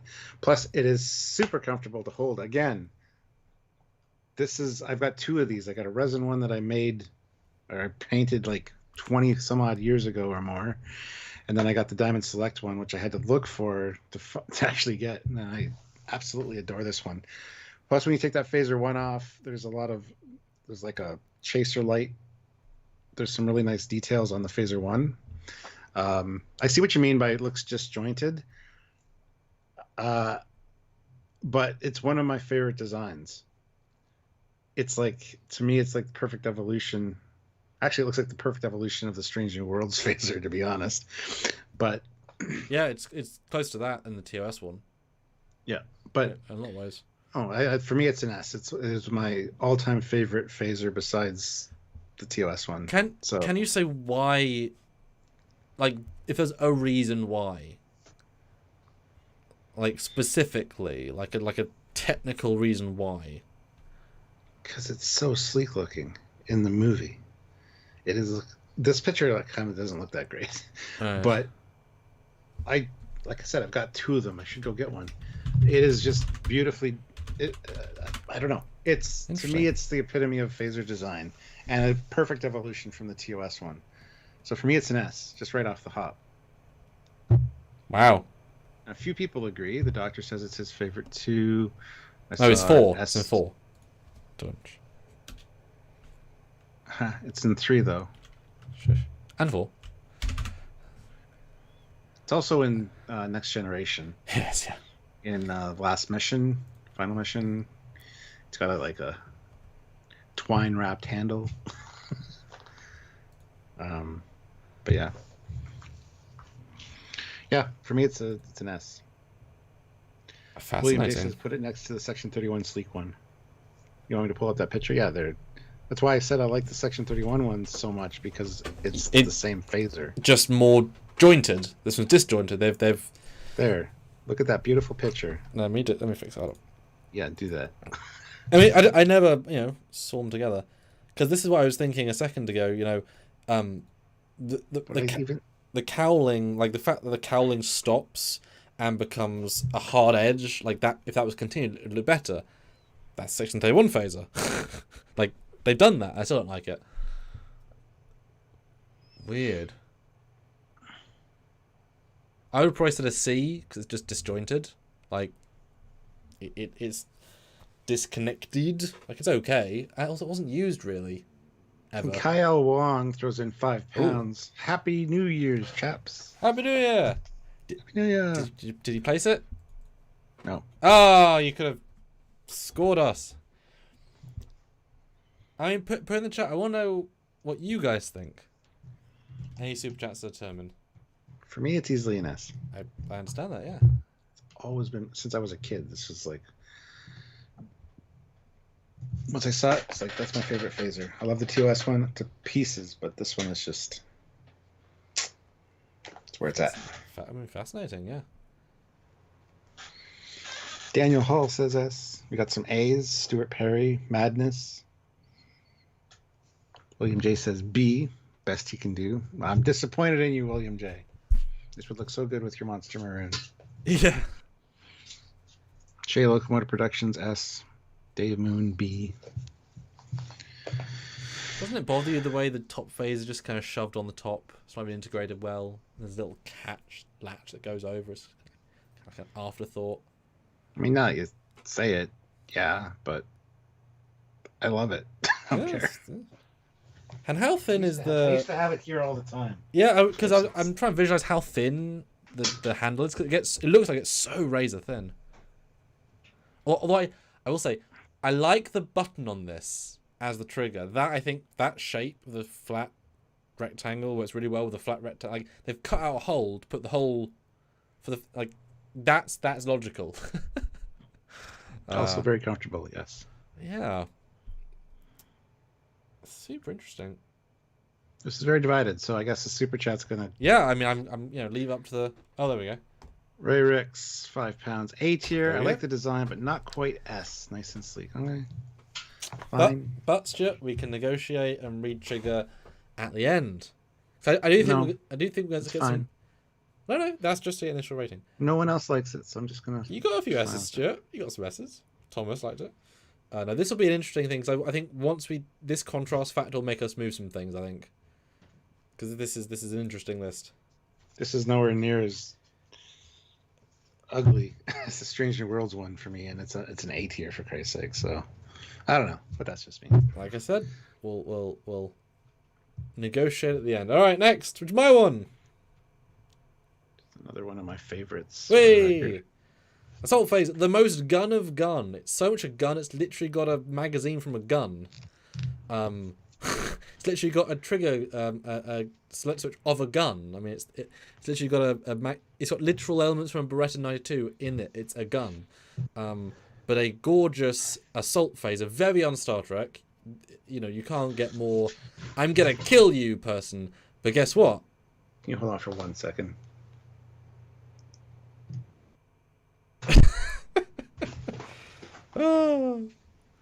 What's Stuart doing? And guys, yeah, keep submitting thoughts, comments, questions. Vote in the poll as well. Now, of course, guys, as you know, Stuart does not like the TNG phasers. So we've had the nice, lovey-dovey time so far. He's probably gonna review all the TNGs at D or lower. So we're gonna get some fight territory because that is silly. But we'll see. We'll see. Because my favourites are favourite for a reason. The scores will go down, down, down. We'll see.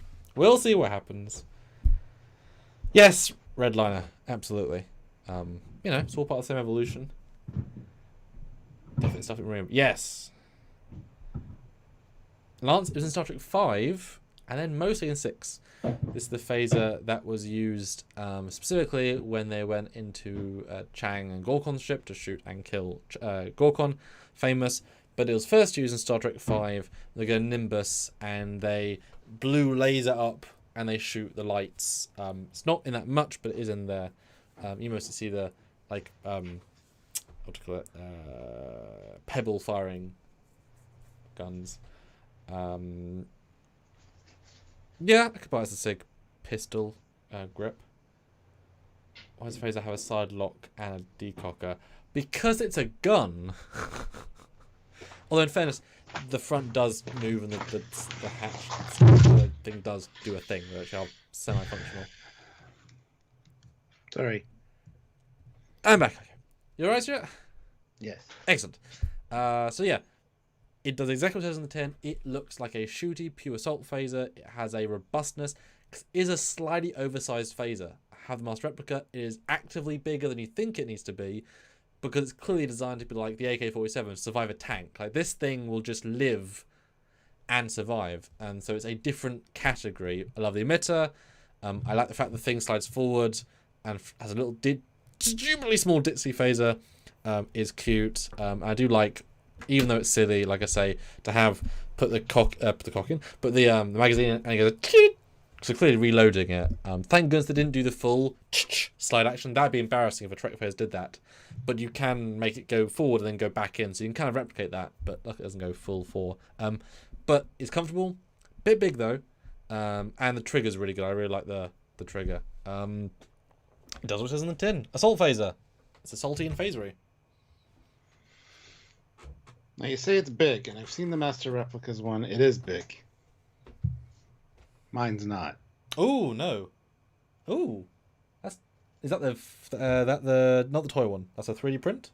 This is a 3D print. Well, it's a resin one. Right. That's But way smaller. Yeah. It's way better Ooh. when it's this size. Yeah.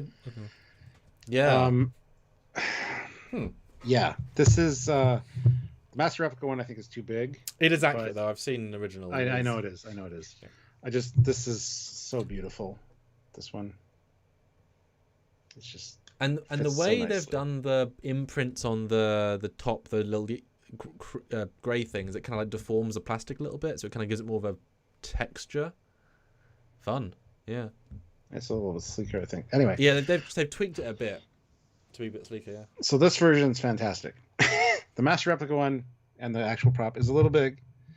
And I love how the power pack is like a magazine you're sliding in. The sticker that shows the ship and the registry on the bottom. Giant red yeah, sticker. and then 001 or 002, depending on which battery pack it is.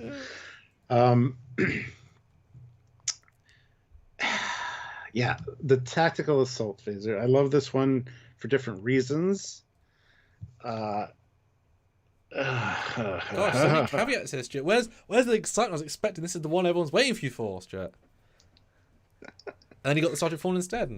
It hit me out of the blue when I saw this, though, in the movie. It's like, what is this? Yeah. Why do they have actual guns? Murloss said, does this fire bullets? No, it doesn't. Blue lasers. It's Star Trek 6, yeah. I love it. But it seems so un-Star Trek. But it is called an assault phaser, so I know. it's doing what it says in the tin, which is a funny caveat. And that picture makes it look really bulky at the front when it's... Because it is. Stuart, I still want to give it an S because it's a complete design package. It all integrates beautifully. As a design, it works extremely well. I was going to say A, because I'm Canadian, A. You are. But, you know what, if you want to move it to S, I will not argue. If somebody wants to super chat and throw it in an A slot or a lower position, now's the time. But classic for real, $2. Fun fact, YouTube canceled my membership without telling me. But we they do that and they unsubscribe people as well, so be careful. Those. Well, now's the time to remember. Which I think you already have, but hey, thanks for telling us for the super chat. S vote, B, B, A. It's just it's such a cohesive design though, and it's still clearly a phaser, even of an assault kind. Like it has all the bittiness that the Star Trek 31 one hasn't got. It's just like they clearly designed it. Like it feels designed, even if it's stolen a lot of it. Like obviously, I wish they weren't using Beretta. You know what it feels toggle like? Switches, but they went Ken Palco, design us a phaser. Okay, it's a Ken Palco phaser, is what it is. You've met Ken. I have met Ken. I like Ken a lot. It works together. But it would not be my favorite phaser. But design wise, it's super cohesive. Yeah, and when it's slimmed down to not be huge, it's beautiful. And it fits so nicely in the hand. Question then: if say that the one you've got is a non-assault variant, repaint it, would that improve it? Make it not that black assault vibe? Do you think either TOS or other paint scheme would improve a non-assault variant? Yes. Okay. Well, what would you paint what if you had to? I'm sorry to put you on the spot there, but what do you think? Still do the handle black, but I would do the top part like that blue of the TOS phaser. I think that would look really great, and then keep the silver as silver. Okay. It's Okay, got yeah. all of the silver elements that are on the TOS one. Yeah, so not actually even that big a change. Yeah. Kyle Wong, 5 pounds. How do you aim without at least iron sights? It's a beam. So you fire it, it's a beam, you just move it to your target. It's not like a single projectile. Which is, yeah, much I harder. don't understand why people don't understand how beam weapons work. You fire it, if you're off slightly, you just move your hand. And it's going to instantly track with you. It's also got auto aiming, which a lot of the phasers do. Like, that's the irony. You might miss the most first time, but to change it will take half a second and boom, you've got it. Yeah. Although in fairness, the beam's like this thin. I mean, you can miss something quite easily because it's, you know, thin. But just... Yes. What do you guys think? I mean, shall we compromise at A? Yes. Okay. That's Totally it. fine with that. Okay. I'm not going to put a K. Oh. That would just be a travesty. All right. That's a very spread. Fascinating. Does anybody have any changes they'd like to make at this junction? Yeah. We're basically out of the pre-tunge. Give us your thoughts and comments. Classic Friel. You aim without them like a real man. Yeah, real man, don't aim. Oh, that's a different joke. Yes, the famous pot phaser. Phaser that will hate pots. And becomes a whisk in metal. I always thought like a chicken. I thought like a chicken leg. That was just me. All right, you ready for the next one? Yes! Because we still got quite a few to go. Excellent. So, your thoughts, guys. We're at the almost at 2 hour mark. So anyway, Ah, yes. the Dustbuster. This is on you as well. It's F. It's hot garbage. The fact that they bulked it up so much, because the small ones were so small that it looked like they were firing phasers from their fingertips. So they're like, we need to show that there's a weapon. So they bulked it up to make this thing. Even though Gene wanted it to be much smaller, this is just hideous. I hate the Dustbuster. That's it. Lots of settings on it, which is cool. But no.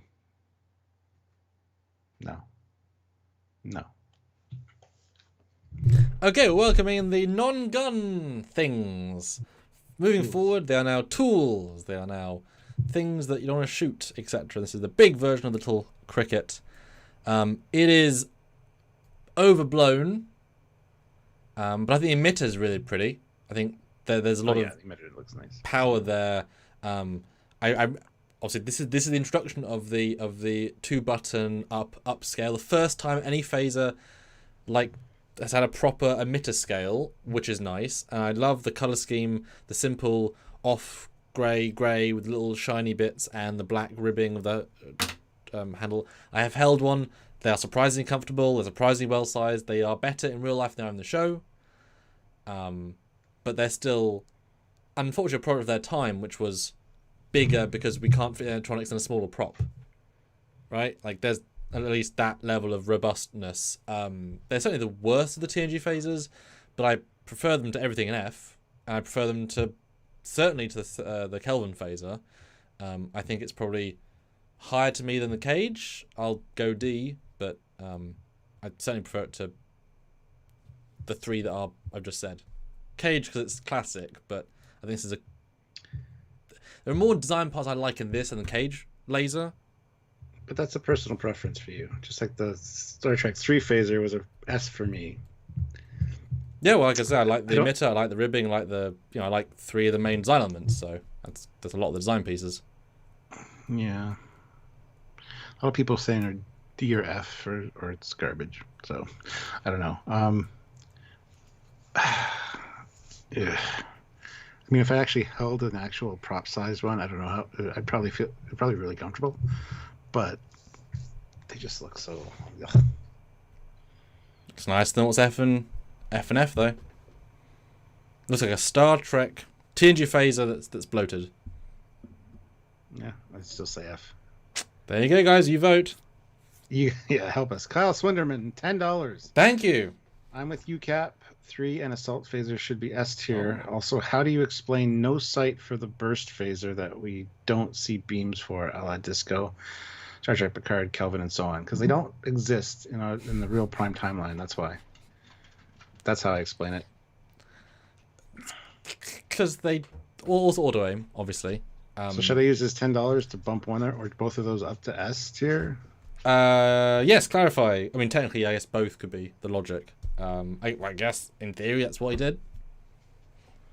Yes, that was 2 5s. So yeah, there you go. It's like a Captain Foley list, which means I should give this Dustbuster a D for Samuel.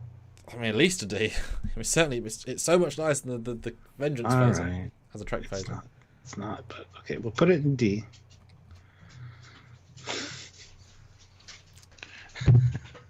D for Dustbuster. There you go. If it's a vacuum, does it suck? Does a good vacuum suck? Yes. Yes. Matthew DeFridas, $2. Think we all can say a Dustbuster sucks. F. See, I've held real ones, so like, you know, but most people haven't. Exactly. So I have a better opinion because I've actually held one. Well, I actually have expertise. Yes, that's exactly.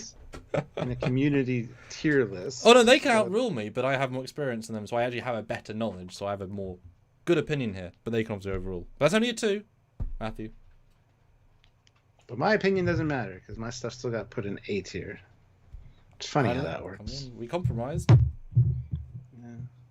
I was going to say C for the phaser, put in A. It's quite a compromise, Jet. So I gave that to you. Which one do you want to put in C? The 4 phaser. Star Trek 3 one. Yeah. So gave it to as an A. So you know, that's being very compromising. Okay. Well, we'll move on. Mm-hmm. Somebody's getting snarky, and it's not me. It's not me. All right, hold on. I gotta move a few things. Oh, Kyle's back. Talk to the chat for a second here. Kyle Swinderman, $5. Oh, I'm doing your job now. This feels weird. LOL. Makes sense, but I do like the Star Trek Picard, the Starfleet, and Jack Crushers. And Jack Crushers since season 3 a lot. They're a grow on me and pop them both up there. Well, they're coming up, so. But the Picard is the Star Trek. Yes, they are up there, as in our list. All right. So next up is this baby, the Cricket. I mean, it's very Gene Roddenberry. Yes. And if you don't know the size of it, it's a decent likely design. It's just, it's like this plus this. It's like it's so small. It's actually smaller than that. It's really small, but it is literally the Dustbuster but smaller. Like you can see the obvious lineage. I mean, it's a Type 1 in the future, and they abandoned Type 1s because they realized there's no point making them smaller, and the hand phase is so small anyway. What's the point making them smaller, right? There is no point in smaller if they're already that small. I kind of wish we'd seen them more in TNG if they just made them slightly bigger. No one would have noticed. Just make them bigger. It's fine. Type 1 Mark II. Just make them 30% bigger. But I mean, you know, I never liked the toy version. It was shit. It was too big. But I've held a real one, and it's okay. Fine design. It's alright. It also moves it from weapon to tool again. It could be anything. Yep. And I kind of like that. So, plus, yeah, it is smaller than you think it is. The toy was garbage. But also, if you hold the small one, it's like, oh, I get why it's small. It's a... Yeah. No, it's comfortable. I've held one at Wonderfest. Yeah. There's a reason for it. It's just a weird choice. Proper size, but I understand why they... For visual effects, it looks like they're firing out of their fingertips. Because it's not much bigger than the thumb. I mean, again, it's not an F tier. No, it's a solid design D. Like it's fine. It's right. I mean, it's more I think again, scale. It's a more balanced design, so it could be a C, but it's also tiny. I'd put it as a B. Oh, really? That's where I was going to put it. Yes, because it epitomizes Gene Roddenberry's vision of not looking like a weapon, being small enough to carry pretty much anywhere. Okay. I was going to say B for this one, easily. Okay. So we got A, C, A, C. I was going conservative. I thought you were going to slash all over it, so I was going to be gentle and No. conservative on it. Yeah, what do you guys think? But yeah, the toy was garbage. Like, even such a bad toy. Like, I did not like it for my entire life until I held a real one. Like, oh, I get it now. Get it now. The key fob phaser.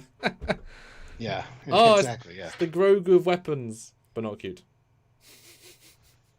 Don't call me tiny. B. I guess. I mean, sure. Doctor says I'd be okay with that. We got a C. We got a C for meh from William J. It's a well proportioned design. It's just tiny. So B or C? Go B and we'll see. Oh, go B and we'll see later.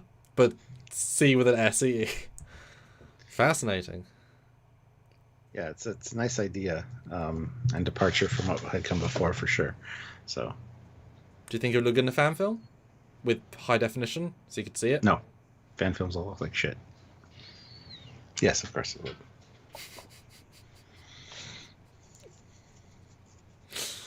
Wow. Okay. Next. Have you met your co-host? I don't know if you've met me yet. Yeah, Hi, a I'm couple Stuart. of times. That's true. All right. Cobra Head Mark 1. Which is your one. Yes. Yes. Great way of taking the cricket to something a little bit more visible in the hand for the visual effects guys, and they really look good on uniforms. I gotta say, again, doesn't look like a weapon, looks like a tool, as it should be, because it's for everything. And Starfleet's not supposed to be like, look at us, look at all our weapons. So I think this one is, again, I'm looking at a B for it because I love the settings on it. I love the little display. No. This one has no display. This is the Mark 1. Oh, I was moving another one. I was moving the next one. Indeed. That's why there's two. Because I only realized this when I got them. There's actually a difference. So this is the Mark 1. Gotcha. Yes. So it starts off with this. I still like it. Mm-hmm. It was okay. So then this one, yes, it's very fancy with actually getting all the different versions. So there it was. Yeah, very simplistic as far as the next compared to the next iteration, which we'll get to in just a second. Yep. But yeah, I still think it deserves a good B slot as an improvement on the cricket, but still, looking Starfleet and not weapon like. Yeah, and again, it's shockingly comfortable to hold. You wouldn't think so, because the handle looks bulbous and the ribbing looks entirely comfortable. Now, pointing it is the hardest of the phasers. Yes. Because it's hard on the wrist. Yeah, this one is the worst by a decent margin, but it doesn't take much to practice. And we've done it in fan films. It's not difficult. It, like I said, it's great on holster. You're absolutely right. It is the one that sticks out straight up. So it is the most garish of you might hit it because it's just pointed straight up. And I'm always worried on fan films like it'll fall out. But actually, I did do a test. I was at con once and I had them. And I did. So this is my body, right? Holster was there. I did this. Didn't fall out still. I was like 60. Like it goes in far. There's a logic behind it. And it actually was far better than I thought. It fell out when I was almost entirely sidewards. It's like, well, yeah, of course it's going to. Right? I really, really love the two black emitter vibe. It's simple but sleek. I like the ribbing. I just think it adds something. It could just be blank space, but it adds something. It's simple. It's elegant. It's not super elegant, but it's elegant, and it goes into better things, of course. I would say this version would be a very high C, because it's a little bit simpler. It's a C when you compare it to the next one. But exactly. As far as in the lineup of phasers going, I think B. But you're right. I would definitely not say I prefer the NX more because this has a truly Gene feel to it. So in that logic, we can go low B. But that's why I get negotiation up to the end and just move a couple of things because contrast is important here. I'm going to put it in B. Okay. Because the next one deserves an A or higher. Ooh. Now, this is the one I have, because I wasn't the other one. All it does is the emitter, which fills the empty space that's very empty, and actually had some lettering, numbering, and there's a little bit at the back as well. It makes it feel complete. And functional. And functional, right? It's great. Same thing, but more advanced. That's literally what it is. And as I was saying earlier, that display, as you push the buttons, so satisfying. Yeah. Yeah. And it's nice when you can stun someone at one green stun. It's very simple and very clean. What do you guys think? B.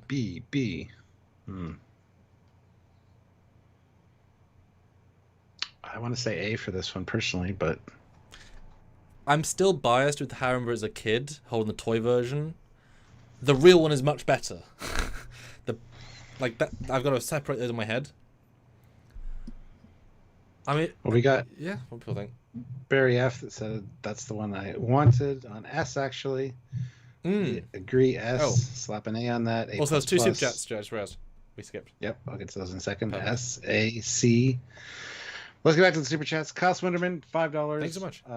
This live is perfect right now as I'm working on my boomerang phaser prop now. I could have timed it better then. Excellent. And Captain Robert throws in $5. Thanks so much. Just got here. Looks like my favorites, except Section 31, are only B tier for some reason. Plus, I love how most 24th century phasers look like tools and not guns. Yes. That was our first super chat. So welcome. And Stuart, we have 139 people watching. Please hit the like stay button. around. Make sure you're subscribed. Do the things. Participate in the conversation. And we'll go 5 more votes and finish our poll. Stuart, place it where you want to, because it's a really good. It looks great on screen. In a fan film, it just resonates. I get what they were doing. A tier. Okay. Cool. Next up. There's me, presumably. Either we skip over Sure. two. Boomerang! For me, the pinnacle of phaser. It is, again, the toy version is crap because it's 50% too big. As soon as you get the real one or replica, it's perfectly curved to the hand. It's almost too thin, but it's a extension of your arm kind of phaser. The TNG one is like I'm pointing my mild brick at you. This one's I'm pointing at you with my phaser hand. There's an elegance to it. All I do was sleek the thing out, but not too much. It's the same phaser but sleeker, and I will always pick this over other ones in terms of bring to a fan film set. They just look great on screen, and I've taught several actors to use them properly because they actually do curve a way that you can point them. Once you get past the hurdle of why I'm pointing my thumb at a thing, it's really easy. It's very, very easy to point. And just I think we have 6 in the house. Or 5 in the house. I bought Dad 1. I've got a hero and a stunt. No, we have 4 in the house. We have 4 of these in the house. That's how much we like them. Although 1 was an accident. But yeah. You know. Better for aiming. Better overall. A little bit less detail than the other one without the numbers and letters on it. But that's a little takeaway that I don't know. What do those even mean anyway? You know, what do those mean? I don't know. S tier, yeah. Barry F throws in $5. Put that in S or I'll phaser something. I don't know if it was this one or the one before it that he was talking about, but Ray Ricks, £5, Boomerang, S tier. Yes, I would pinnacle this at my phasers. As anybody that hasn't had it, somehow try and find a real one or a hero replica. Night and day to the toy version. They are incomparable. Incomparable. Beautiful phaser. All right, next up. This one. You go, Stuart. I don't want to. Yeah. Very comfortable. Kind of looks not that great, honestly. But it's very, very nice to point and aim. Again, it's got the lights on it. It's kind of more rounded with a lot of things. The buttons aren't squared off; they're round. So are the lights. The long emitter that's all silver. kind of wish it was black, or maybe black then silver at the tip. Something like that would have been nice, but yeah, I got one. So This one annoys me because I've always been less keen on it until I held one, as often the case. It is shockingly comfortable. yes, You think it's too small, at least I always did, and it is in a sense, but it's very comfortable in the hand, very easy to hold, very easy to point, and it almost feels like you're handling nothing. Yep. You know, it. I like the tri grip. I mean, it's like how do we improve the wheel when it's perfect? For me, we'll add some more things and we'll make it smaller. So I don't mind the idea of the 3 grips. I mean, it feels like 3 bits too. It's fine, but it's just an addition for no real reason. I do like the fact that the top bit comes off and reveals a glowing emitter. That's cool. It's in the film. You don't use it 9.9999 times out of 10. Why the hell would you? And in fact, a bitch when it breaks, because it's broken for us before, and it really fucking sucks to try and fix that. I don't like the silver emitter generally, but it's neither here nor there. It's an emitter. It's fine. It's been redesigned for the sake of redesign, right? That's all it is, really. yeah. I would give this. Doesn't matter because we got Matthew DeFreitas for $5. Oh, Nemesis version, yes. Put that baby in S. Damn I was it. going to say S anyway. I was gonna say low A, maybe even B, just because that annoyance factor of how it looks. But okay. And Cal Swinderman, $5. I'm shocked you didn't add the first contact boomerang. For shame. LOL. Just kidding. Do you get what he means? No. The difference is it has a red button. Oh yeah. That's right. So I would have said that would be a high B, low A because it's very comfortable. But aesthetically, I like it so much less. Aesthetically, but super chats are king. Stuart, see, you're both being outdone by the super chats. Mm-hmm. And that was all Well, the TNG phases. Now some lovely curveballs into variety.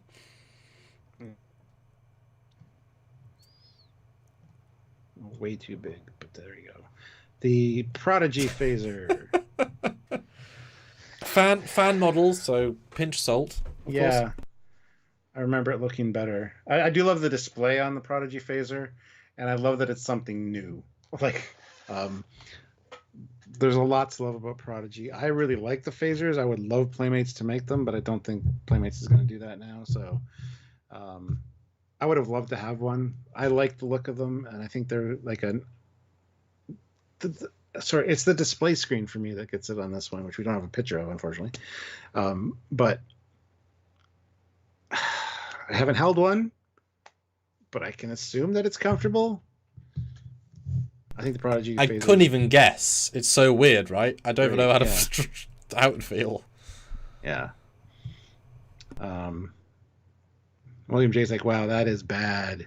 It's not though. It's a bad picture of it, but that's okay. This picture makes it look like a musket, pistol, like a blunderbuss almost. Yeah, I don't want to put it as S tier, but I want to hear your thoughts. Yeah. I mean, okay. What is the show? Kids show, toy, fun, big, experimental, right? It is a TNG phase-esque, but it's got so many unnecessary things. Why are there 2 bulbous circles on the side that have a delta on it? No reason. Why is the emitter 4 lines and giant when the Nemesis one is a third of the size with a single emitter tip? Nothing in this model except the screen is form follows function. All of it is function for the sake of it. There's no logic behind any of it, as far as I can tell, right? So it feels like a toy. It feels like a kid's show toy. Guess what? It's a kid's show trying to be a toy. Right? Aesthetically, I'd say probably a D. Because it doesn't at all look the sleekness of TNG. But that's aesthetics, right? So you put it wherever you want, because aesthetically I don't put it high on the bar. He didn't even have it on the list. I had to tell him to add it. Well, it's barely in it, right? I would love to see a TNG version of this, like actually if they were to... But why are there so many details about it? You know, I'm confused by it. Yeah. Okay, so where would you put it then? C. Okay, there we go. So there we go. Okay. Yeah. Yeah. It's odd. It's not bad, it's odd. Hairdryer. If anybody wants to change it, they can, but we're moving on because I made my decision. Ooh, now this one might be controversial, Stuart. I don't know, It you tell already me. is. Star Trek Picard Phaser. This is currently the stun setting, but the only version you can buy often cosplay is when the top goes up and it becomes kill, because of course the top emitter is kill, bottom emitter is stun. We're back to guns, Stuart. We are back to guns, and the incredibly far back thing, and a front guard. Does it look like a Star Trek Phaser? No, not really. Does it look like a cool gun? Probably. Is it painted? Yes. Your thoughts? I'm not the biggest fan of this one, as you know. I'm sure ergonomically it's very comfortable to hold. It's okay. Okay. The one I've got is, and I made the guy.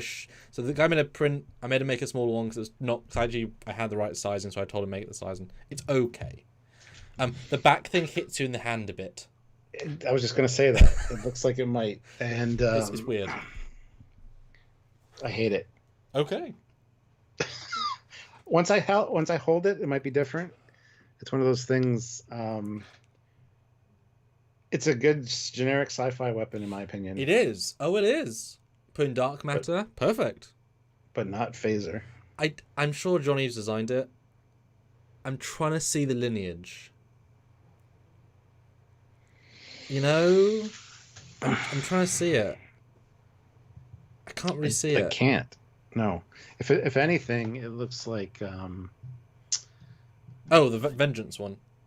Yeah. Which he also probably designed. So, and we know he got a bit JJ'd. Yeah, actually, it looks. Well, in fairness, it looks like the Kelvin one as well.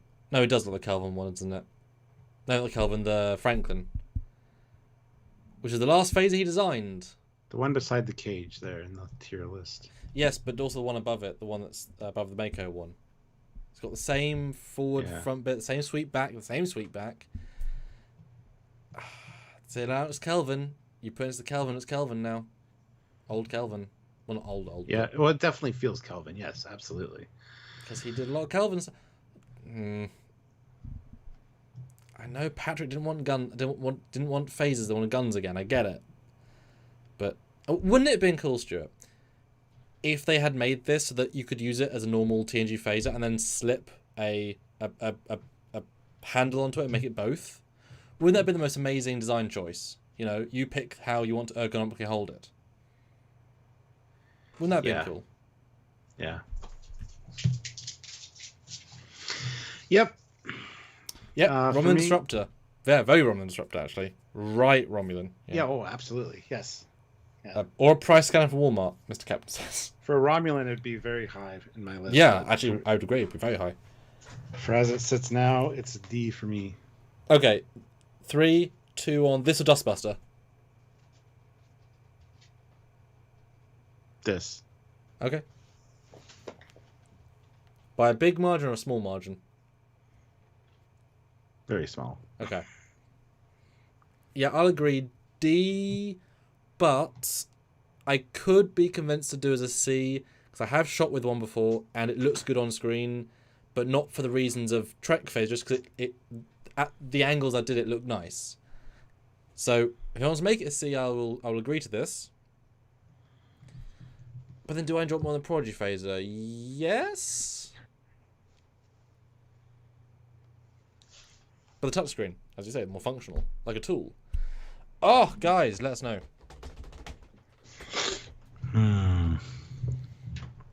All right.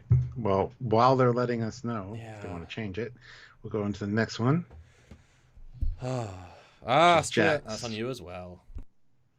I love this one. It's got the hybridization of this one with a TOS one, which are two of my favorites.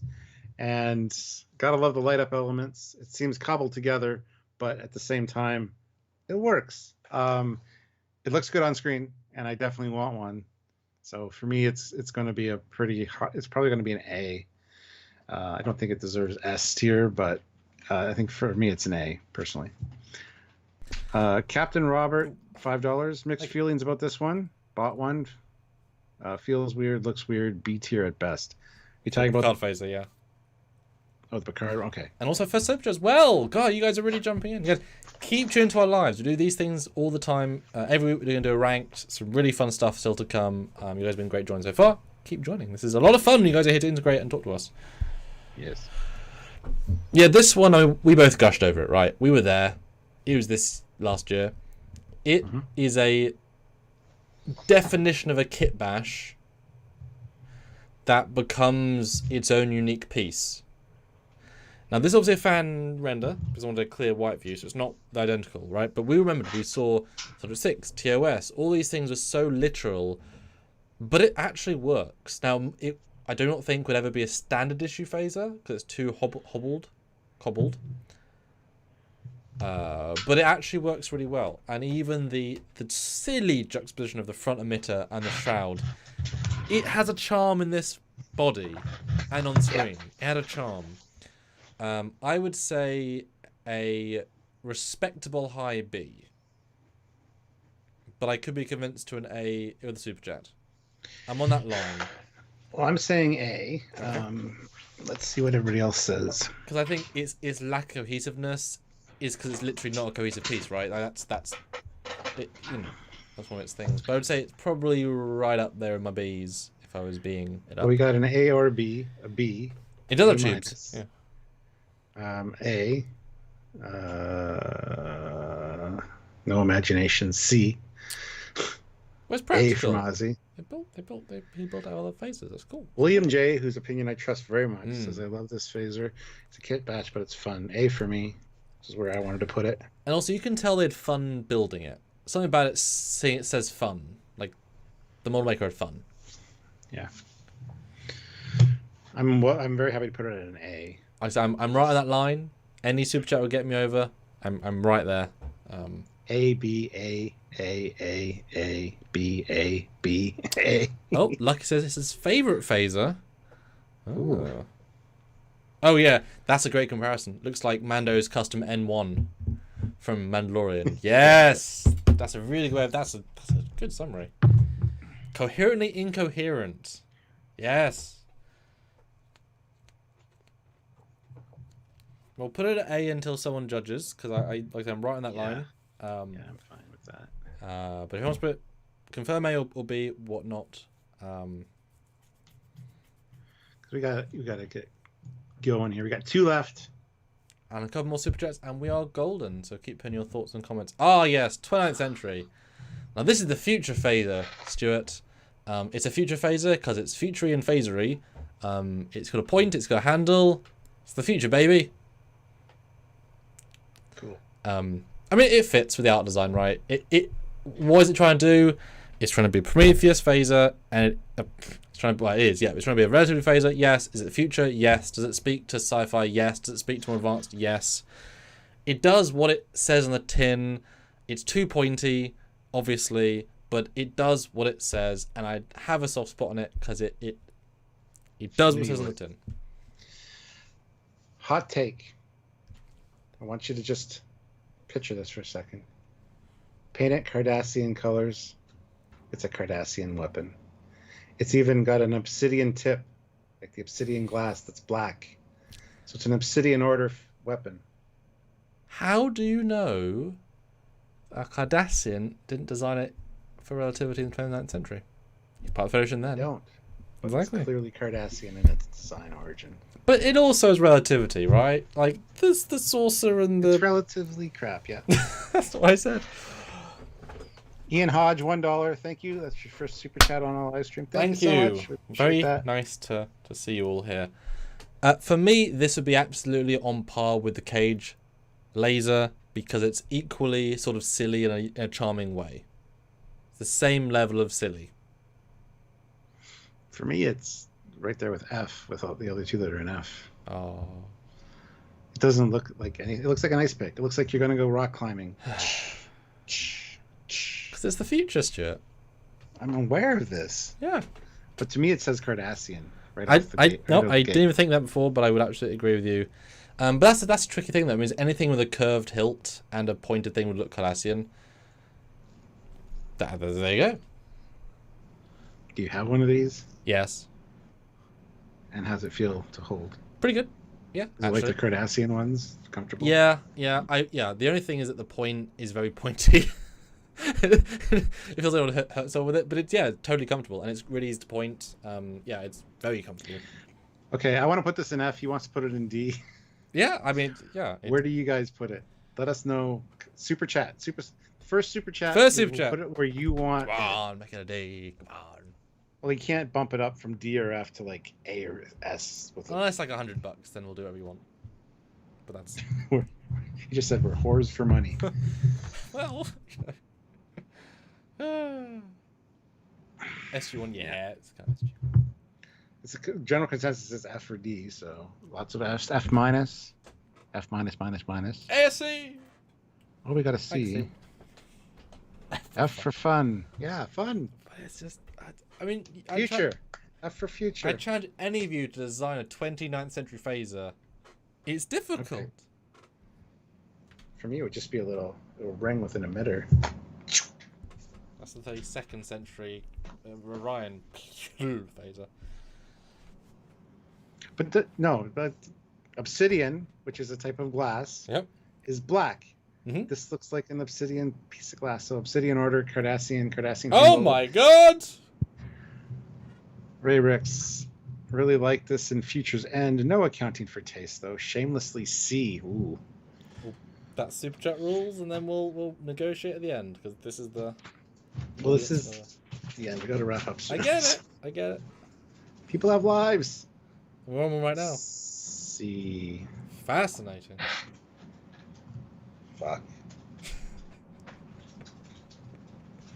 Ah, yes. This is your Galaxy Quest phaser. It's called the Sharp in the production. Oh, it's your one, Stuart. Your dad's here. Puts it in a C. Oh. Hi, Dad. This is a fantastic sci-fi weapon, 100%. Definitely Galaxy Quest. It's not a phaser. Why is it not a phaser, Stuart? As the audience might ask. Because it just looks like a science fiction gun. It's even got a trigger. I don't know. It's just, it doesn't say anything Star Trek to me at all. It's either Galaxy Quest or Orville-ish. So. But again, it is the mega future. But to think that, it's funny though, to think that because we're in the future now, we're going to lose all the art design that came before. It's like the future equals entirely different. But of course, TOS or Enterprise to Nemesis, not at all comparable. So things did change over time. So again, it's justifiably a future design. Beautiful Galaxy Quest phaser. Beautiful. Like, perfect. Like, it's a nice design, right? Like, it's sleek, it's clean. I like the handle. I like the trigger a lot, actually. It looks nice. But I think we're in the same territory as the Vengeance phaser. It looks nice. Does it fit? Aesthetically, I think it's nice. Don't know if it fits in. Oh, I do too. Aesthetically, it is nice. It's a simple, clean design. I would say a D because I think it looks nicer than both the Fs.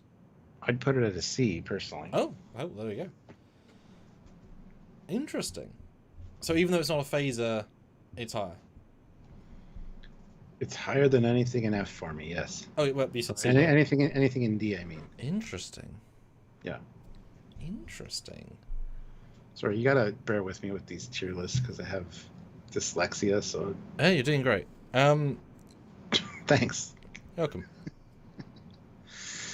You know what's funny? What would improve this is if it had on the side the little red and green emitter, but on the side of TNG, so you could go boop, boop, boop, and it would go up, and like pull the TNG. Because if you pull the TNG elements into it, just make it a gun. This is actually quite a good TNG gun phaser. The doctor's asking what it's from, so... Discovery, seasons 3 and 4, the section for 32nd century phaser.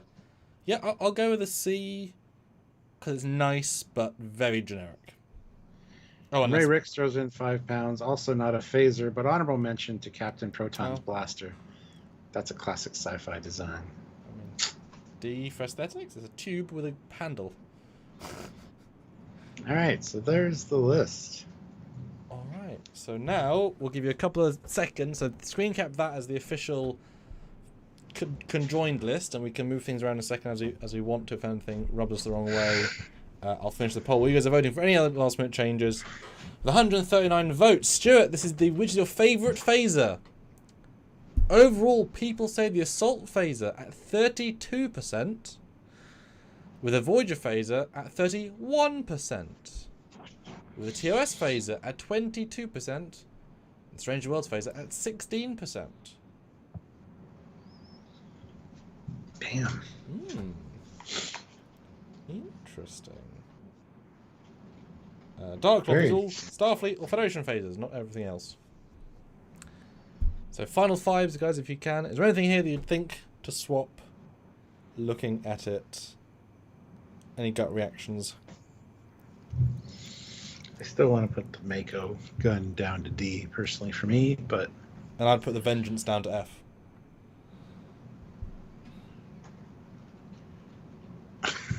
I mean, we can do a swapsies. I'm fine with that. I don't have any invested interest in Vengeance. Yeah, that's why I said it's an interesting step.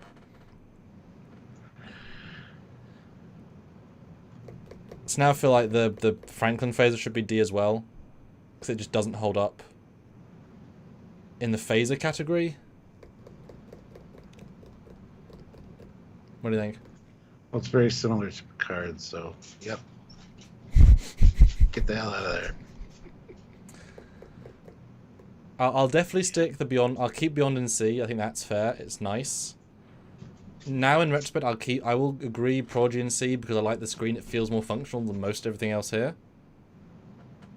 I mean, relatively D or C. I'm you know, high C, low D from high D, low C.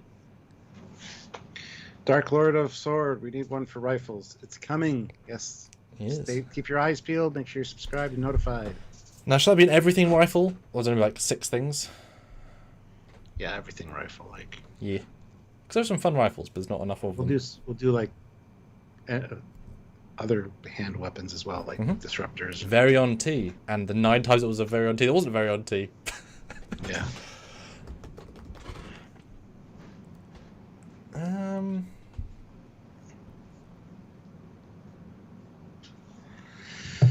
Other than that, I'm fairly happy.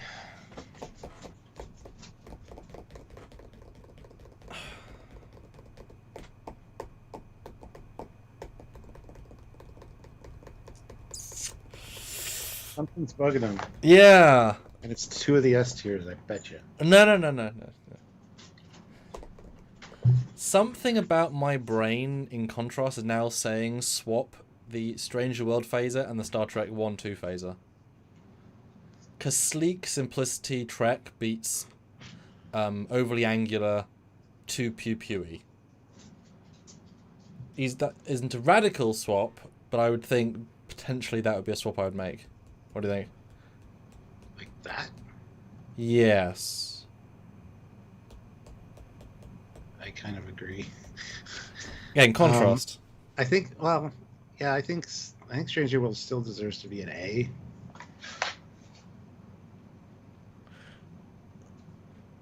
But I wanted the Star Trek 2 phaser to begin with, so. I think in contrast, it's doing too many angular things. Stranger World phaser. It's less cohesive than the Discovery phaser or the Phase Pistol phaser, potentially. Adam Yankenda, who's his first super chat, thank you. $2. Welcome. Birdhead Lego belongs in F. That's the future one. The relativity one, I think. Oh, and it has to be $5 to move anything on the board, though. Yes. Which means you can put another 3, in fairness. But somebody moved it to C with a 10. Yeah, with a £5 super chat. So. And we only need 2 more super chats to so any last minute swaps.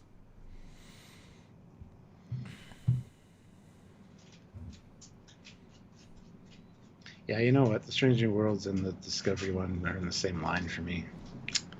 So I think that's a good call out. The sleekness of the Star Trek 2 phaser bumps it. Yeah. And these might not be a high margin difference, but contrasting. Just there's something about that.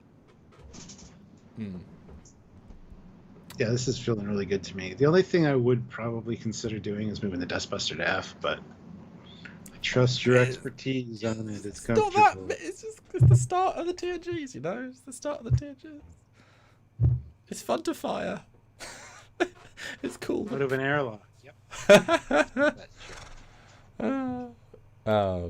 But no, you can. Yeah, but you can move relatively to a D is fine because it shouldn't be a C, but it should be a high D for me. Somebody super chatted for it to be C. Well, yeah, but this is our list. This is our go through. Like I think. That's what, so I'd probably say the Orville phase will also be a D then, just for Trek value, even though it's nice. Again, if I'm just going for pure gut reaction contrast. Yeah. Because everything in, or nothing in D, except the Dustbuster, which does look like a TNG phaser, all those like more generic-y weapon-y shapes of varieties, but they don't have that certain something. The C's have a certain something that tells us that Trek a bit more. B is a variable gradient, I think. B is the broad spectrum, I think, of quality to not. I think that's quite broad. A sneaks in, and S's are right up there for. I don't like Nemesis being an S personally, but again, that was a super. I'd put a fine, I guess, with an A, but the person put I think it was 10 in for that. He did, yeah, but I would have put it in A personally. Because for me, the Voyager is notably better than Nemesis. Yeah, no, So, I agree. Do you want to bump that down then, just to doing our list? Yes, dear. Okay. Fascinating. Fascinating. Told you Yeah, the last bit of swap that was important. Seems more balanced.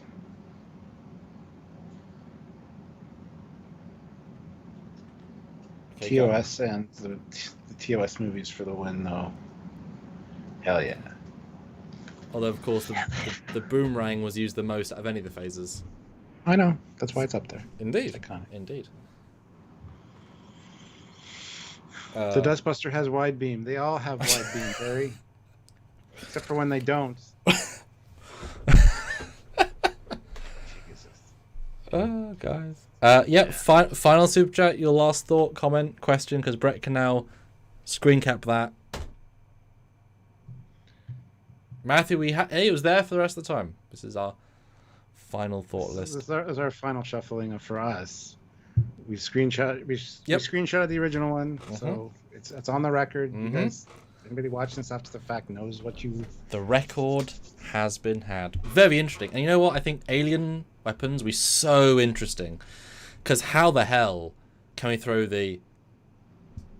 that's generic sci-fi? They're all generic sci-fi. You know what I mean? Like Ferengi block, but that'll be really all over the place for design. That'll be entirely personal preference, won't it? Yeah. Like the little Ferengi little hand pointy thingy. Yeah, the Klingon ones are very similar. Or they might start finding reusable props. It's just like, oh, it could be the same thing. Yeah. Well, could use another 2 super chats if possible. So if anybody wants to super chat in, let us know. But yeah, we've already gone over 2.5 hours. Usually there's 2 hours, so. It's a good discussion, I'll plan for longer for the rifles, but I don't think we have as many. No, I assume B. I say planning and then going over. Well, this is good because we actually probably debated everything, which I liked because they're all. That's the nice thing. We debate them as we come, and then in contrast, and yeah, really interesting. Really interesting. I would love to have seen a Beyond phaser, Star Trek 4 phaser, how they push it forward one more step. That'd be so nice to see how it would have made it one better. Would have been interesting. Yes, Dan, there's a laser cannon in Cage. Oh, yes, that'd be interesting. Where would you put the... don't tell me, but putting the TOS phaser rifle. The weird one. I have one. That you do? Well, you do, yeah. That'd be the case. Pull out your rifles! Pull out your rifles! How many rifles do you all have? The answer is 1 or 2. So yeah, if there's any more to be up to be great. But Stuart might be live again this week. I will be filming with Sean Ferrick of Trek Culture. He is flying on Thursday and then flying out very early on Friday, or Saturday, sorry. We're shooting 2 things over the weekdays. Nick Cook is also flying in. He just wants to meet Sean, and then I wrote him into a film then because like I could put him in it. So there you go, you're in this thing now. And mostly, I think Nick's here for like 31 hours. It's like he's almost traveling more than he's, sleep plus travel. He's almost here longer. So that'd be fun. Send you some shots of us all in Voyager uniform. do a 4-person Voyager selfie and say, hey, we're Voyagering. All right. And I do guarantee there'll be lots of gay jokes. He's a very gay joke central man. The last time there was infinite gay jokes, which you don't expect on a set with all straight people. But as soon as there's a gay person, constant gay jokes because he's making them. It's very, very funny. But it's like, oh, okay, holy roll jokes. A lot of laughing. Yeah, a lot of laughing on set. I think we will take off. Yes. Thank you for watching, guys. Yes. No one held a phaser to your head. No. And only Stuart pulled his phasers out. I didn't really. No. Yeah, I was phaserless. Anyway, that's because this one's different than the one we were actually looking at. He is. Anyway. Thank you guys for watching. Thanks so much. Make sure you subscribe, do all the things, hit like before you leave Yes. if you haven't already, and we will catch you guys later. Until next time, he's Commander Cocky. You've had a Foley. Bye, guys.